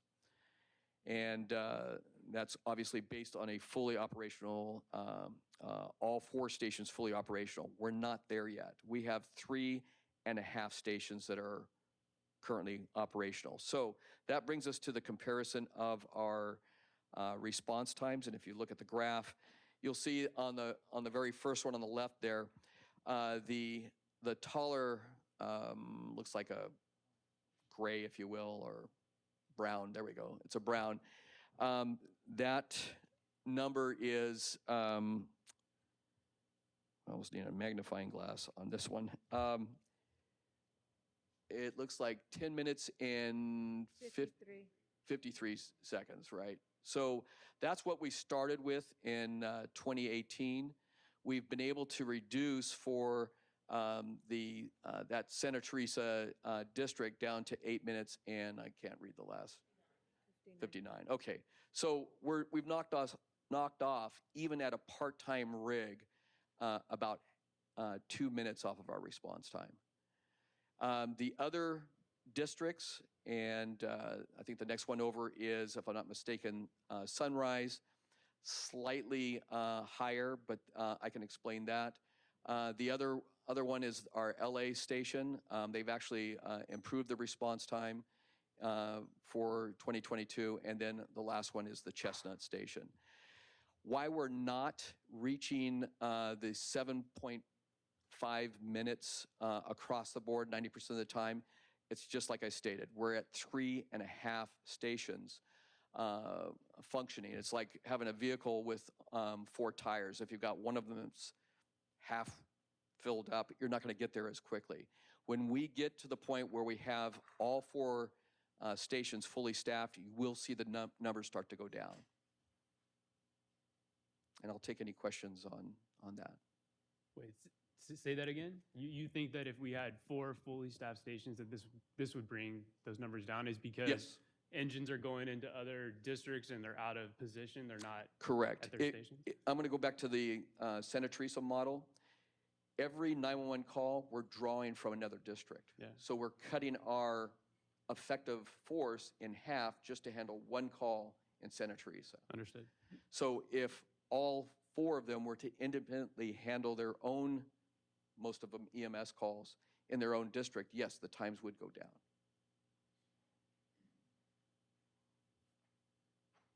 Okay, thank you.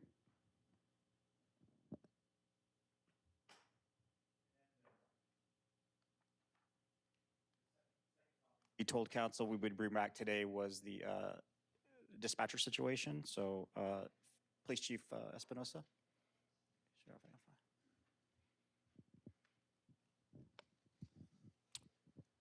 Thank you. And I'll preface by saying that our dispatchers are probably the hardest working folks in our department. Just to give you a quick glimpse of what they do, they answer about 24,000 911 calls a year and about 98,000 calls. You know, anything from my bathroom's flooding to where can I file a report? And so all of them are required to attend a 1 week, aside from their regular dispatch academy, a 1 week fire dispatch academy from San Jose Fire.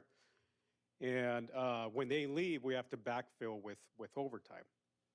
And currently, 7 of the 11 dispatchers that we currently have, we're carrying 4 vacancies, 3 dispatchers and a supervisor. Right now, we have a acting supervisor that we pull from the dispatcher group. And so currently, we have 4 openings. And in 2016, we conducted, the Novak company conducted a staffing study, and they provided us with 11 recommendations. So in essence, they said, if your center was fully staffed, this is what we recommend will bring you up to speed to handle the volume of calls that you're dealing with.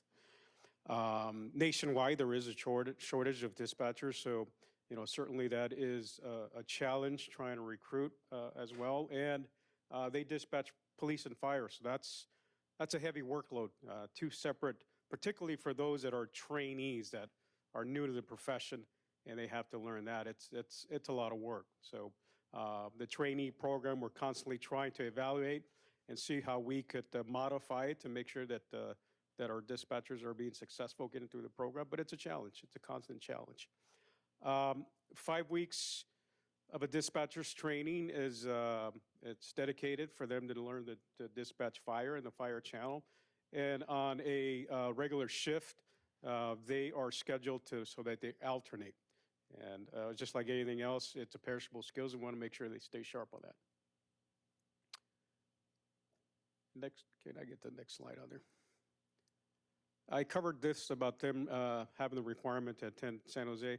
And just like anything else, they have to be scheduled. We have to work around vacation schedules, training, mandated training. So sometimes, and the availability of those classes. And sometimes, you know, we're only able to send 1 a year, 2 a year. So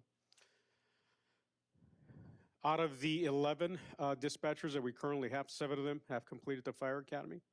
And the goal is to have all of them complete the fire academy. Yeah, and that's it for the 911 center. I'll take any questions. Chief, what kind of shortages are you seeing, like on a daily basis or through the shift? Like, how many dispatchers would be ideal versus what you have right now? Ideal would be 3 per shift, but most of the time we're running 2. We're running 2 right now. And so when I say they're the hardest working people, they have to eat their lunch at their console. They don't get to, you know, take a break. And those are 12-hour shifts. And so when anyone calls in sick, when anyone's away at training, anything can happen, then we have to backfill it with overtime. Luckily, last resort, we order people in. That's something we don't like to do, but luckily people are volunteering to fill those overtime positions. Last resort, we will order people in. Would you say that you always have a bilingual dispatcher on during every shift? No, that would be challenging. That's optimal, but we do have translation services Like through that we contract a translation line? Okay. Yes, a translation line. But it's not ideal. It's not ideal, but it's something. Yeah. Thank you. Chief, I was going to ask the same question regarding the 7 dispatchers. How many of those dispatchers are bilingual or speak more than one language? Unfortunately, we, off the top of my head, think we have two or three that are bilingual. Honestly, I couldn't, I would have to go down the list. And we lost one of our bilingual dispatchers to a promotion, and so she left for another organization, so. Chief, can you talk a little bit about when when a call for service comes in on the medical side and there's pre-arrival instructions that need to be given, Right. the process for that? So that goes through the county. All medical calls are ran through the county, so we transfer those to the county. We have a contract with them. So all the medical calls are ran through them. And Chief, I don't know if you have any additional medical calls. That's kind of a little bit outside of my wheelhouse, the medical. But yes, we contract out to the county for all medical calls. Thank you.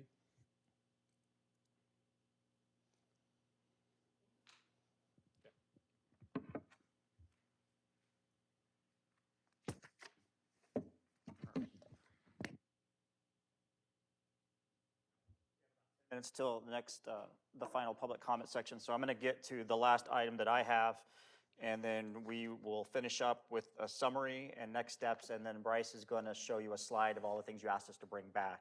But I get asked all the time, what are my ideas? And they're not necessarily my ideas, but they're things that I've heard or things that I see that I would like us to do. And so we all have some similar ideas. And so we have been talking for quite some time about the Civic Center. I'll show you a map too. This square, which is 6th Street, Dowdy, Church, and 7th, is 15 acres. And in my opinion, there's only 2 buildings worth anything here, and you're not sitting in one of them. It's the police station and the library. We have an enormous amount of land here that, in my opinion, is underutilized, has great opportunity, and the best part about it is that we own it. The city of Gilroy taxpayers own this land. One of the hardest things about identifying capital investments and new structures and new projects is where do you build it and how do you pay for the land? Well, you've got one problem solved. And so I am going to recommend in the budget that we go through a Civic Center master plan update. And that will take some analysis, linking in a lot of the studies we've done. We did a recreation needs assessment a few years ago that identified facilities that we need to invest in. And then as we went through the HVAC of City Hall, putting an $8 million HVAC system into a building that is not doing so well is a bad investment. So this is a long-term project, but it gets the ball rolling for community input, for council input, and what opportunities we have here for a community center, for a youth center, for a senior center, for an intergenerational center, from cradle to the grave. You're going to hear that a lot. We want to get them when they're babies, and we want to have them until they're here for lunch every day, like they are at our senior center. But we are ready to start, and I think we have the available resources in that large fund balance that we talked about in the beginning to start putting some money into some of these things. Some of the things that we're benefiting from right now is because people sat down and had these conversations 10, 15 years ago, maybe 23 years ago for the library, as I've been told that took to get built. But that is going to be a priority of mine, and it is going to be one that we'll include on the budget. The other thing that is in a Jimmy, even- can yes. I say something on that last slide, just in case the homeowners of those 2 homes that we Oh. do not own Yeah. are hearing this? So I should Yeah. point that out. Thank Okay. you. Yeah. The city owns everything within this 15 acres except for 2 homes, and they're the 2 homes that are next to the police department. It's my understanding there was an attempt to acquire those at one point. We will, of course, we'll wait for what the master plan, but I think common sense tells you that it would be nice for the city to own everything, but I don't want those people to think we're going to come over tomorrow and do that. That's probably years away and such, but we should acknowledge it, that's a real liability. We also own across the street, we own a house and we own a parking lot, and so the whole area needs a master plan, needs some expertise, needs community input, council input to adopt, because we just don't have another piece of property like this that's centrally located. And that is a key to an intergenerational center, is that you have access for everybody to get to. So I'm excited about this. This is a legacy project, and you don't get to do very many of these. And so I'm certainly excited to talk to council about that over our next sessions. Jimmy, would any of it be subject to the Surplus Lands Act if we start No, developing on it would or- not be, because we own the land, we use it for civic purposes, we would continue to use it for civic purposes. Okay. Yeah, we wouldn't make a lease to anybody. We're not selling it to anybody. We're using it for governmental purposes. So, yeah. Great, thank you. And I won't talk about how to pay for it yet. We'll do that later. Okay, one step at a time. The other thing that has become quite clear to me is that the city has a lot of land and a lot of underutilized buildings. And so we've been bringing these pieces to council for surplus land act. We just did Cherry Blossom Apartments. We've done the sports park. We've done out at the Gilroy Gardens area. And so I'd like to see us really talk to council about what are we doing with this land, and have a discussion about, do we surplus it? Do we sell it? Do we need it? Do we want it? Because it's sitting there doing nothing, and that's, to me, is a lost opportunity. So that's going to be a focus on my work plan if council approves it to go down that path. Next is going to be reestablishing the role of boards and commissions.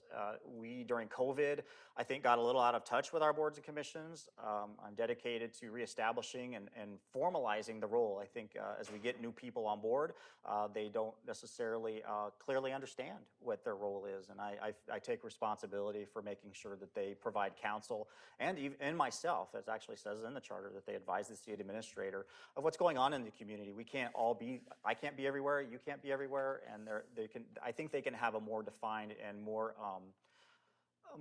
a good role, and maybe that will encourage others to jump on these boards and commissions, because I think we're missing a big opportunity. And so I've been working with the department heads and some of the board chairs to kind of look at some concepts and ideas to make their experience better and to keep them around longer. So that'll be on my work plan as well. Yes? Jimmy, on the Civic Center master plan, is that where we'll have community meetings and find out what the community wants to see in it? Mm-hmm. Yes, it will.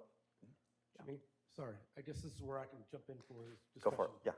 I just didn't want to interrupt you, so, and I'm glad that we have the community here, and obviously, Mr. Klein being new, this is a discussion that we've had for quite some time now, and, we were waiting until this day to have this conversation, I want to start off by thanking Marty for that very constructive, respectful conversation we had, and I truly believe good communication will help us get to the goals that we have. And for the community members, I just want you to know, and I just, that it's not that we've changed our mind, or it's not that we don't care, or we are ignoring you. It's we've already had this discussion. We were going to move forward with this discussion. So I think it's important for everyone to know that it's not the first time that we've had this. But when we look at, next steps, Jimmy, obviously it's going to be very, very important. And I'm glad that Councilmember Brockville brought it up in regards to community input, and really sort of prioritizing this as something that we as a council want to see, and obviously as administrator, and identifying sort of the properties, potential properties, was very, very important, key, because again, there are certain places we would like to see it, but as you mentioned, there's not a lot of land available. So I mean, again, I think if this is the direction, and I'm hoping this is the direction that we go, that obviously that the community will have input and see that this is probably the best location for something like this, because again, I think the key is building something and obviously making sure the community has access to it. So again, I know many of us have been holding off until today to have this discussion, and it wasn't something that we weren't thinking about. It's just we were waiting for this day. So I'm glad that everyone's here to listen to this, because it's important that the community knows that we do care about them, and we do care about building a community center. So I just want to say thank you for sharing this, Jimmy. I'm going to add something on that too, because the community, although we have a nice number of people here to do this, and we're not getting into the financing of it, but in order to even move forward with something that this council supports for that area, is going to require a bond measure, and that will have to go to the voters. So whatever everybody is thinking that they want to do with this area, keep in mind that it has to be voter approved in order to finance it all. We, meaning the people of Gilroy, are still paying on the police station. We're still paying on the library. On those, we have a few more years yet to go on that, but that's what this will be. It will be something that we all have to agree to pay for, the same way the school district has done to refurbish Brownell, to refurbish South Valley, that sort of thing. Mayor, now would that be a two-thirds vote or a majority if it went to the voters? Depends. Depends? And can someone mention when that would happen? Just to, Well, that'll be something we'll have to decide. It would have to be in an election year. well, So that's what either I'm we're saying. doing- People don't know that, so let's Oh, let them know. sorry. Right, Yeah. it has to be on a ballot of a general election when elected officials are being elected as well. You can't do it in a special. The earliest possible would be 2024. And that would be pretty quick. That's pretty quick, Yeah. but I don't know, and I will, and I've actually, in fairness, every council member's talked to me about this stuff, and so we've been working on this. There's only so much you can say, because if you come out and say, I think it's about 70 million, we're gonna do a bond issuance, you will lose your momentum immediately. So you have to be very strategic, and you have to be data-driven about what are the best places and foot and all that. So we have a lot of work to do. It is true, it will most likely need a ballot measure, but we also have opportunities for grants as well. One of the consideration that recreation centers are becoming our FEMA centers. And so you get FEMA money for an emergency shelter, things like that. But this is the fun stuff, and I'm excited to go through it with the community. And this is definitely a community center, which you have to have community input on a community center. So we're gonna move forward until we're told not to, but it's going to take resources, and I believe we have that to do one-time projects. So. But if you get like FEMA money, that would only pay some. They're not going to pay for the pool and everything, right? Right. Yeah, the goal is here to pull these pieces together. We had some success working through Zoe Lofgren's office. We'll push that route too. Other communities like Salinas had a lot of state funding for their outdoor sports park. I think it's our turn too.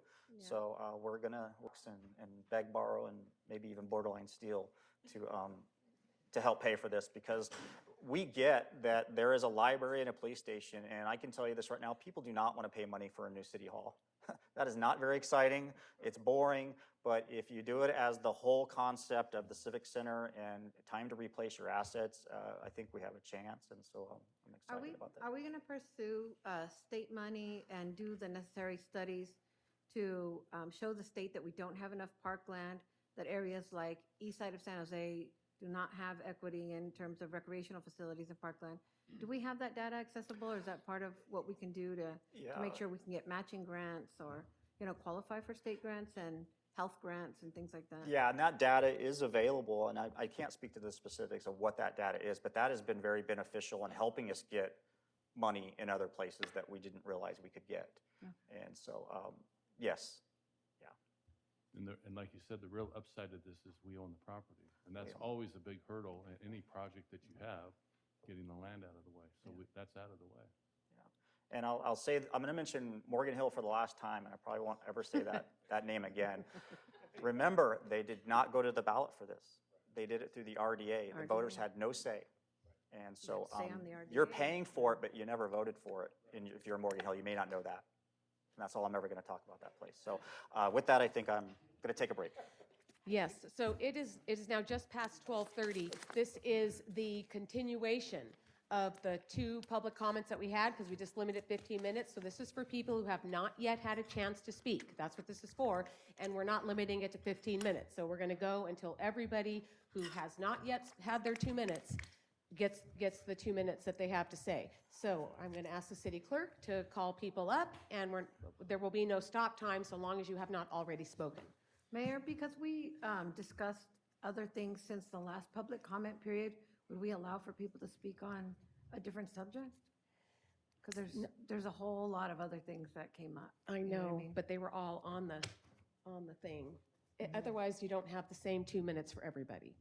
The whole point is that you establish the time for everybody, and that's what they get. Yeah, It's the same in regular meeting. council meetings, though, right? As we go to different agenda items, people have the Right, because we don't let opportunity them to speak. speak on something that's on the agenda until we get to that agenda item. That's not the Right, case here. But I'm saying there's public comment for every agenda item. Okay. Yeah. Ty, can you please call the next 3 speakers, please? Bob Weaver, Charlie Morales, followed by Connie Rogers.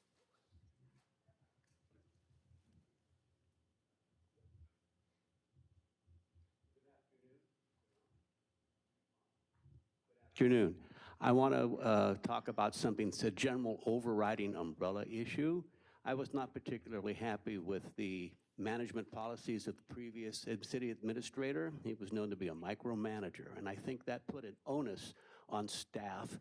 It restricted them, made them feel a little underappreciated, perhaps, And I would like to see, with the new current city administrator and council, that we do our best to, how should we say it, to cleanse the city hall of that onus of micromanagement and give some staff the ability to have a little more freedom, a little more wiggle room in their job so they don't feel like they're an automatron in a gear making, political sausages here in City Hall. I would like to see them have more time to do their job properly. They would become happier. And when you're talking about recruitment or retention, that will go a long way to help that. And when a person was looking for a place to live or work, they would say, Gilroy has staff that are friendly and it's a good place to work. So if you have a choice of working for the bad place or the good place, you're going to work here. And when staff comes in, they're going to have a smile and not see someone who says, oh my God, there's more trouble. No, they're going to think, I'm here to help these people. We love Gilroy. So let's think about giving staff a little more time, a little more credit, a little more wiggle room so they have pride in their job. They own their job. And that's it. Thank you. Next speaker. You may need to hand them, to the next speaker. Hey, thank you very much. I'm Charlie Morales, a former council member. I was a proponent of creating the Youth Commission for a good purpose, because I think that you have youth empowerment here, and that was the engagement in which my beliefs were to bring government to youth and youth to government so they could have a mutual respect and learn about city or, our government itself. But anyway, I'm here on behalf of the Veterans Park, the entrances. I want to thank Mr. Forbes, and I want to thank the chief and the utility department for expediting the gates, because that was deterring a lot of participations within the neighborhood to utilize what is beautiful in this community, the parks, especially the veterans parks, for the vets, as well as the usage. Now, having said that, I'm proud of all the parks. We have a good community, and we have a good government. My proponent today is to create this particular youth facilities, multi-use facilities, where all the resources of youth and the partnerships of the youth representing youth and for the services of youth could all participate in one thing for the poorly economic youth that do not have recreation, or the services, social services as well. These components could really serve the community well, but it has to be a youth multiple center and facility. I've seen it throughout my tenure in government, and it does work for every community. Thank you so much. Thank you very much. All right, next speaker.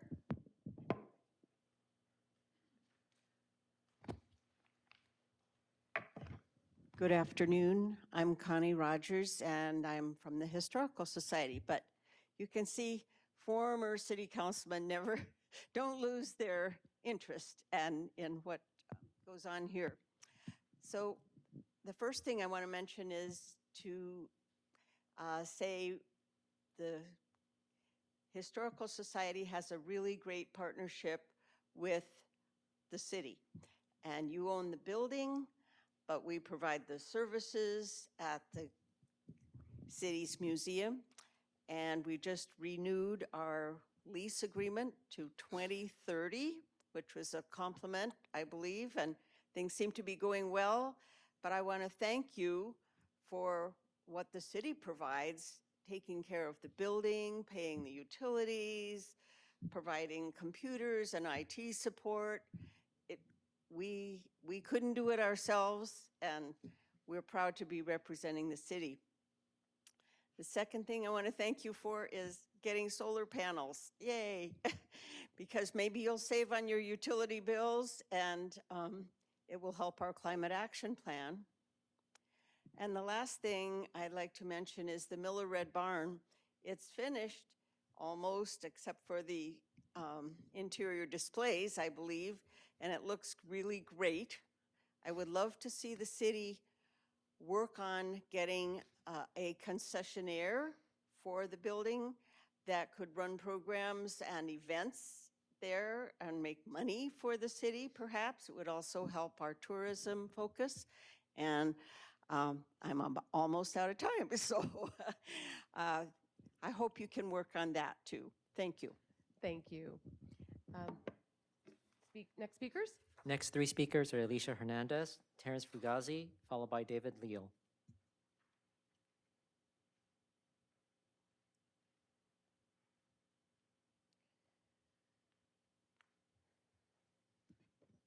Hello.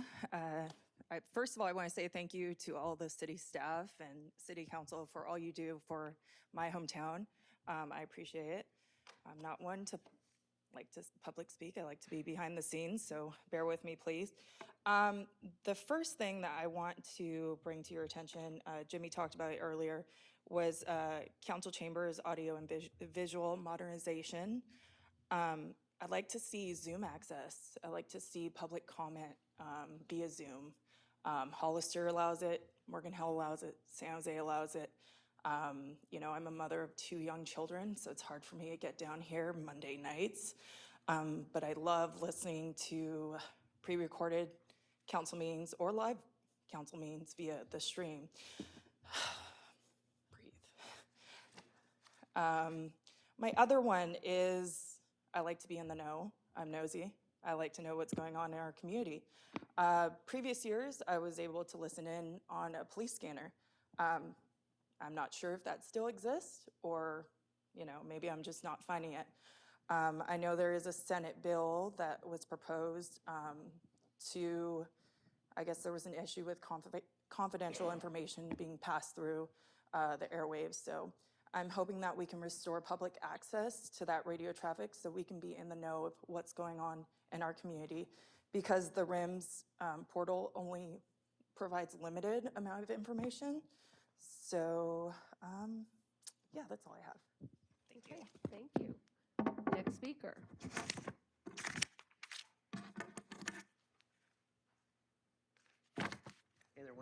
Hey there once again. Something I want to talk about is not super sexy, which is ordinances and enforcement. And I know Councilperson Marks there mentioned it earlier in regards to the food trucks. I'm going to talk about it briefly in terms of blight and other things that we see around the city that we don't like to see.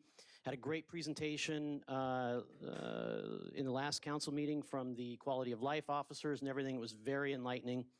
But the fact is that with all the stuff that we can't do there, there's plenty of other stuff that we can do in the city through ordinances that already exist if we enforce them, and also through new ordinances that we may want to put in place, especially for things like downtown and all the downtown stuff we want to have. Making it look good, making people want to come to Gilroy, making people want to feel good around the city. I'm out of my house right now because I had a fire in my house.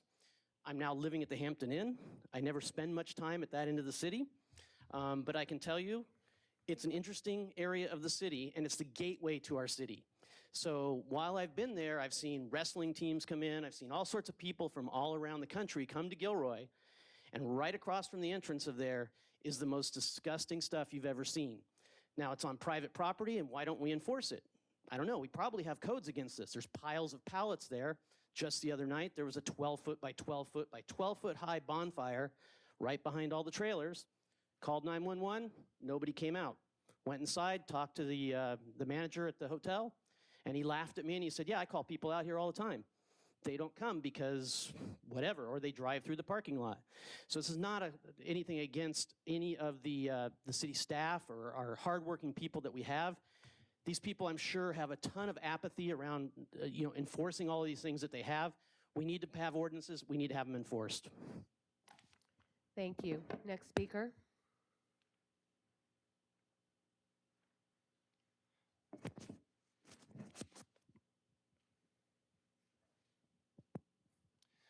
Good afternoon. My name is Dave Liao.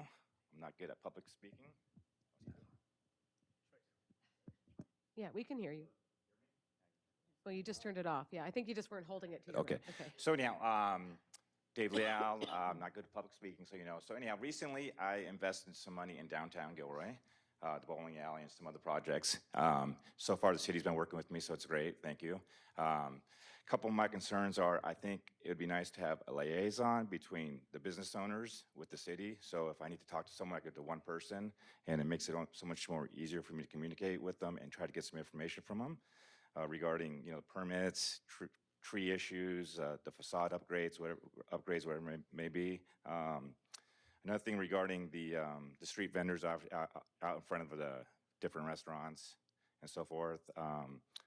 Talking about tax revenue, those people are not paying taxes out, you know, it's all cash basis. And you know, I'm paying $1,000 to get my permit and health department issues. So I think addressing that is gonna be a big concern for our businesses.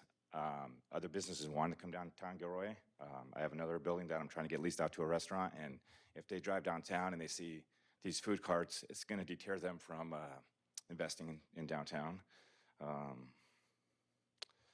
What else I have here? The lighting, once again, we talked about it, lighting downtown. We were in a meeting back in last year, October, October of last year, and we were talking about lighting downtown up. I'm hoping that will get going. Another thing was, I know there's someone here from the arts building. I just recently purchased the dirt lot on the corner of 4th and Monterey, which is being used for selling tacos, which, thanks for your officers, removed the guy last night. Would like to see that turn into a parking lot to be able to support everyone there. Thank you. Thank you very much. Next speakers. Tina Shavaria.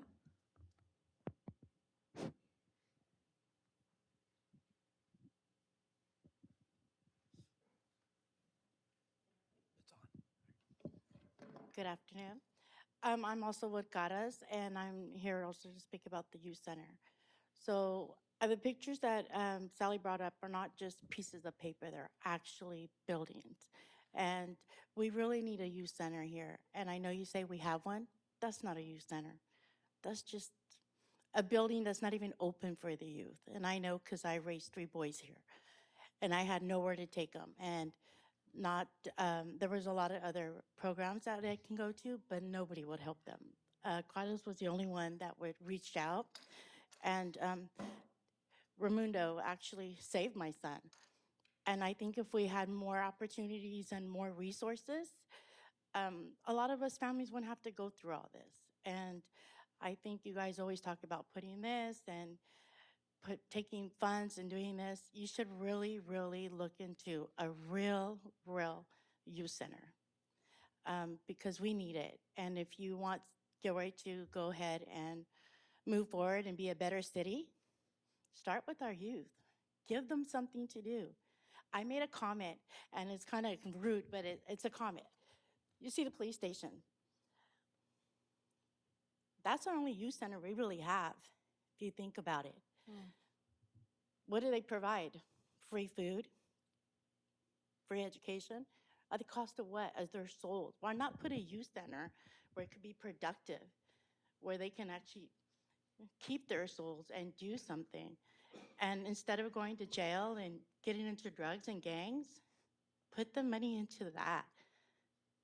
Put your heart into a real youth center instead of that building that you called a youth center. It's not even opened. I went there many times and it's closed. I don't want my kids to go and do sewing. That's not something I want them to do. I want them to be somebody who's going to be up here, go to college. Thank you. Thank you. Thank you very much. Do we have any other speakers? No other speakers, Madam Mayor. Okay, thank you. Then, do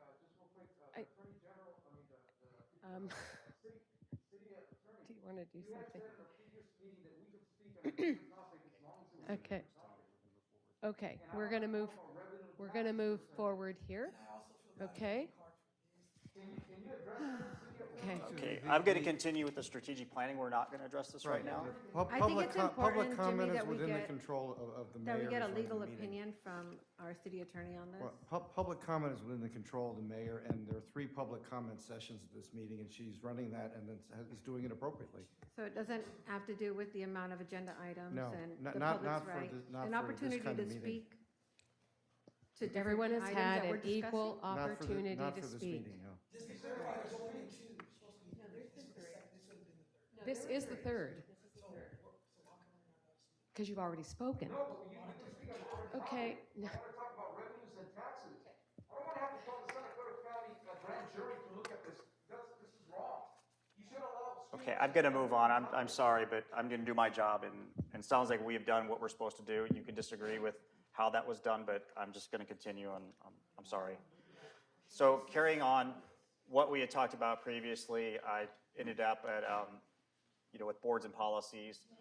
And so one-time in infrastructure investments, we are currently completing the environmental work for the 10th Street Bridge, so we're applying for a grant for that. That could have a matching component, most likely, and so that'll be something that we will need to fund.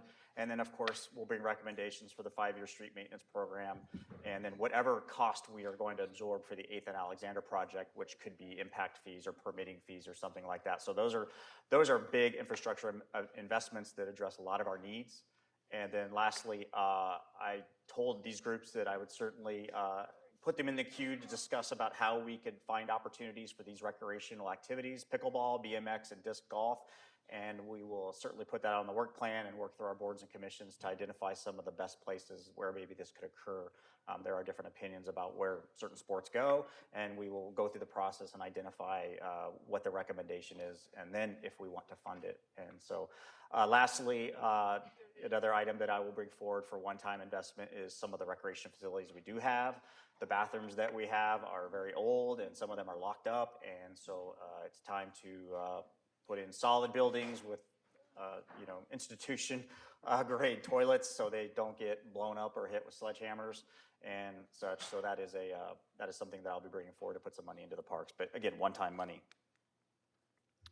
Jimmy, are we looking into those self-cleaning regulated restrooms like other cities have? That are, the door closes automatically, they clean after everybody's uses, like they self-clean. Those will definitely be on the table. I've seen them a couple of times. I don't know much about them, but that's kind of where the new technology in toilets. Yeah, Morgan Hill has them, and I think they're really efficient, and they stay they're clean. called a Portland Loo. I think they're called. What are they called? Portland Loo. It's a fancy name. I don't know where they. Yeah, it sounds Lou, fancy. But. yeah. Okay. Last on my work plan items are things we've talked about. There should be no surprises here. Sharks Ice, Hecker Pass Gateway, and Gourmet Alley are all in progress. We're going to be in the dirt here pretty soon with some of these things, so they're going to take up a lot of our time, but we're happy to do it. And then housing, we're looking at permanent housing at 8th and Alexander.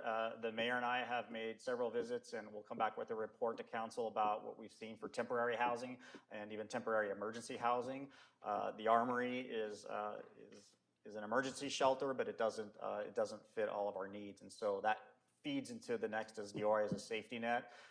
Inclement weather, working with our resiliency coordinator to be able to be open when we don't have the services provided by others. And so we'll do that. And then mental health addiction, we have had preliminary conversations with a former board supervisor, and we have a new one that we're going to be meeting with very shortly to reiterate our desire to partner with county health to get some type of facility or some type of services here in South County that can help our folks who need it. So those are still going to be on my work plan items, and I'm sure we'll add some more as we go through this. Okay, I'm going to take you through the last steps, and then I'm going to turn it over to the mayor, and then she can handle the closing comments and whatever you want to say. But let me just finish up here. One thing I always want to point out is why aren't goals achieved? They're because we have significant events, pandemics, layoffs, supply chain issues, PG&E. Those are all things, and so we always want to say that it's not. We always want to make sure we can look ourselves in the mirror, stab, and say it's not because we're not trying or we're not trying to move these things. There's sometimes just things that are out of our control. Another reason is funding.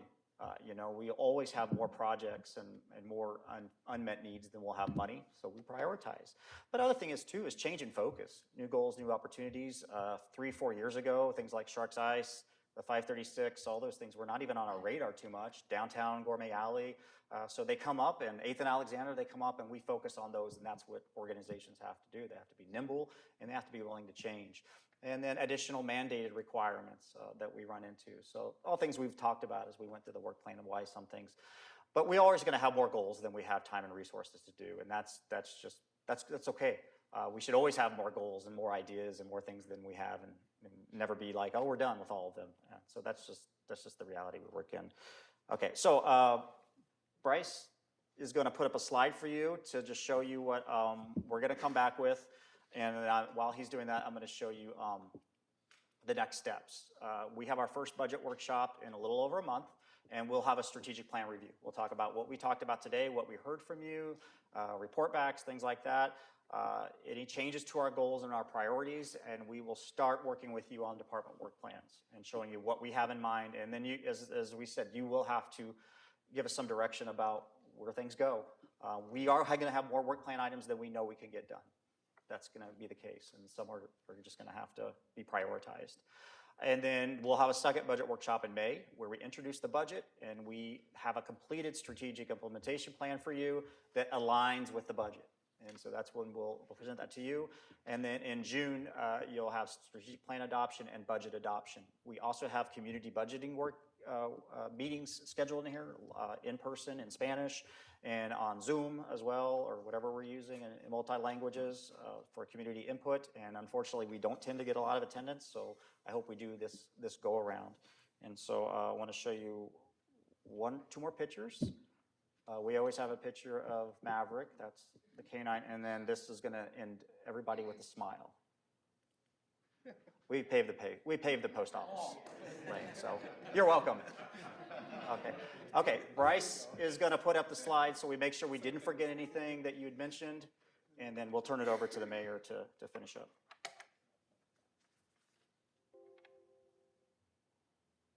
Mayor, Council, these are the items in addition to the existing work plans and the council initiate items list that was presented earlier. So we have sheltering and supporting residents in adverse weather or other emergency situations, regular reports on grants and other projects, budgeting the next 2 years of street funding, planning for a community youth center, following Resolution 2216, the IR Section 115 Trust Policy, downtown parklets, outlets, exploring alternative funding streams for sales tax revenues, what are other cities doing, and the intent to pull in new sources of funding, services for homeless, exploring additional funding, more robust services, looking at tiny homes and other options, AB 2234 regarding building permit requirements, transit first policy, reviewing ADU ordinances, new state laws as well, and looking at the potential of the square foot limitation, and then TDM policy as well. And then come back with recommended prioritizations. Jimmy? Thanks, Bryce. Going back one slide, sorry. So when we talk about ordinances, obviously you mentioned ADUs, but going back to Councilmember Mark's comments about vendors, and also Mr. Diaz, and then Mr. Fugazi, all the homeless and all this, could we not incorporate that into review all ordinance, or that's just focusing on ADUs? Can we? Yeah, we could certainly, I wouldn't suggest we do all ordinances, but we could do ordinances concerning the topics like Mr. Lau stated, business, vending, and we can just make that general for now, and then we come back, we could focus more on some of the ones we want to look at. Thank you. Well, Jimmy, I have a question. Don't we already have an ordinance about permits and selling food? Yes, we do. Mm-hmm. Then why are we spending all this time looking at it? Why don't we just review that one and see what it says? And then if it needs further review, the council could say that. Maybe the council will say we love it as it is and just enforce it. I mean, we certainly can do that. I mean, that's what I was thinking. I wasn't That thinking could be the of starting point. doing research, yeah. Wasn't the issue that there was no fee associated with the mobile trucks? Yeah. Well, that they're not licensed. They're not licensed. They're not licensed. They're They not have going through the health process permits, to but get a not city license. licenses, Right. right? Yeah. And some of the carts don't, like, we don't enforce any of that. We enforce by asking for compliance, but the process in order to cite and all that is pretty onerous. Mm. So, but we can bring that back as part of your list and things. And it's already on the work plan initially, so yes. So to be clear, Jimmy, do we need to make sure that it's re-added here, or is our starting point what the city's work plan already is, and the things that you've got as your initiated items? Those are already there. Yeah. These are on top of that. Yes. Okay. They're already there, and we said anything that's green is gone. Right. Anything that's yellow, we'll give you another update, and then anything that's red or we're gonna pull off, we'll leave to discuss with you. In addition to these things here. Okay, to these just there. make sure that's clear with everybody, so that those things are, yeah, we don't have to say that again here. Okay, I would like to add, though, the two things I said in the very beginning, just because we're throwing everything out there, and that's with respect to our workforce, looking into increasing police presence, which I know is a catch-22, because we already just said we have positions we can't even put bodies in, but I would like it to show on there for us to then discuss what we can, if anything, do about it throughout the city in response to the same kinds of things that we keep hearing from our residents and our businesses. And the other is that our staff be increasingly proactive for public transportation services to Gilroy and the things that are a matter of infrastructure with our government partners, like the 4th lane on 101, making sure it goes all the way to 25. That's also on the shoulders of we electeds who are representing in these committees, but staff is in there earlier at the technical advisory committee meetings. We need those voices to be strong so that by the time it gets to us, we've already put up a fight. Okay, thank you. I have two things, sorry. Going back to my discussion regarding the grants and us monitoring the grants that we're applying for, is that something that we can include here, that maybe every council meeting we get an update on not only what grants, but yeah, I know, but I'm saying regular updates every council meeting, but also in addition to the grants, right? Going back to sort of, again, where we are with projects and giving us an update, regularly updating where we are with projects and timelines and stuff, so what we're working on currently, because when I see in process, I don't know what that means. I mean, it could be a month, it could be 6 months, it could be a year from now. If we can kind of share that information with us at our council meeting, so we're up to date on where we are with some of these projects. I mean, like I said, for example, the lighting downtown, that's in process, but where are we in regards to completion? So, I mean, I would like to No, see. I hear you. I'm just asking myself, what do you mean? How are you narrowing down which projects? Are you Yeah. referring specifically to downtown? Because what comes to my mind is Yeah. 8th and Alexander, letting everybody know where we are with getting that, incredibly needed, very low and extremely housing, while Measure A funds are almost gone, and Gilroy's only had one so far. And do you mean just work plan items, or what do you mean? Yeah, no, just the current work plan items that are in process or being worked on, Because having a better sense of where we're at with those projects. I wonder how much time it would take to even to do that every 2 weeks for staff. Like, is that going to take can I- away from actually working on it? We're gonna write that down, and we're gonna come back and talk about how we might be able to work through that, or how we might be able to answer that issue. But we don't wanna remember, we don't wanna be in the weeds. No weeds. No weeds. No, so I need to respond to that.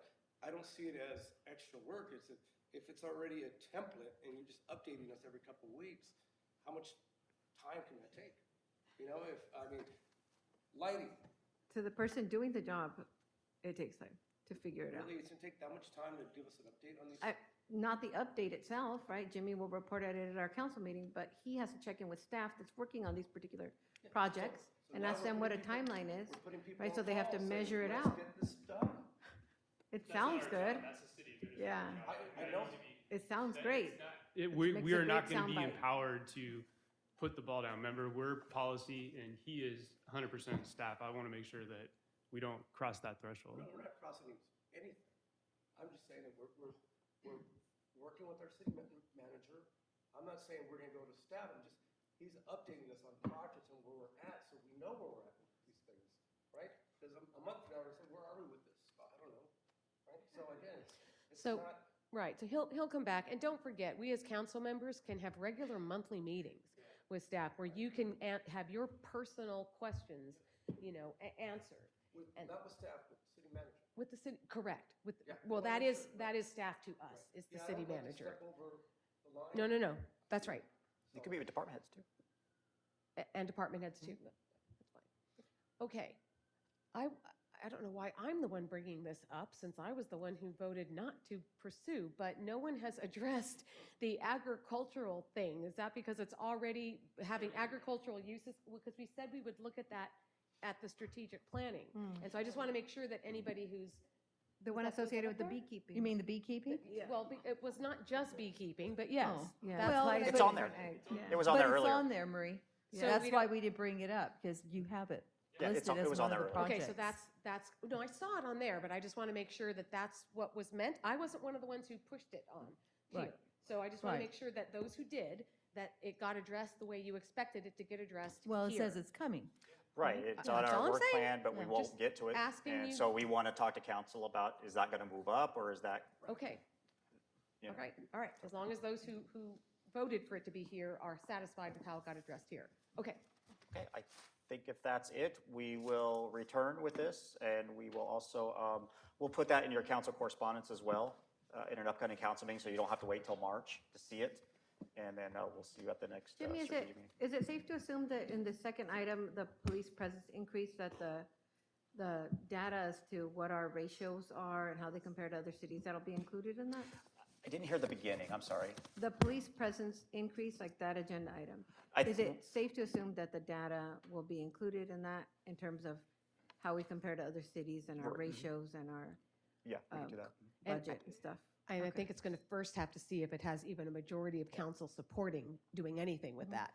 Yeah, Right. and I need that information, right, to figure that out too, to make a decision. Right, but it may not even get that far, is what I'm saying. Mm. Yeah, I don't know, because I don't know who else feels how I- on that. I just wanted that to be Yeah. out there. Right. I take information requests every day, so if you want that data, you know, hit me up and I'll get it. It would to you. help, yeah. Yeah. Jimmy, on like that agriculture deal, can't we just get like the policy that Morgan Hill has and what San Jose has and bring them to council and we look at them and decide if that's what we want or not?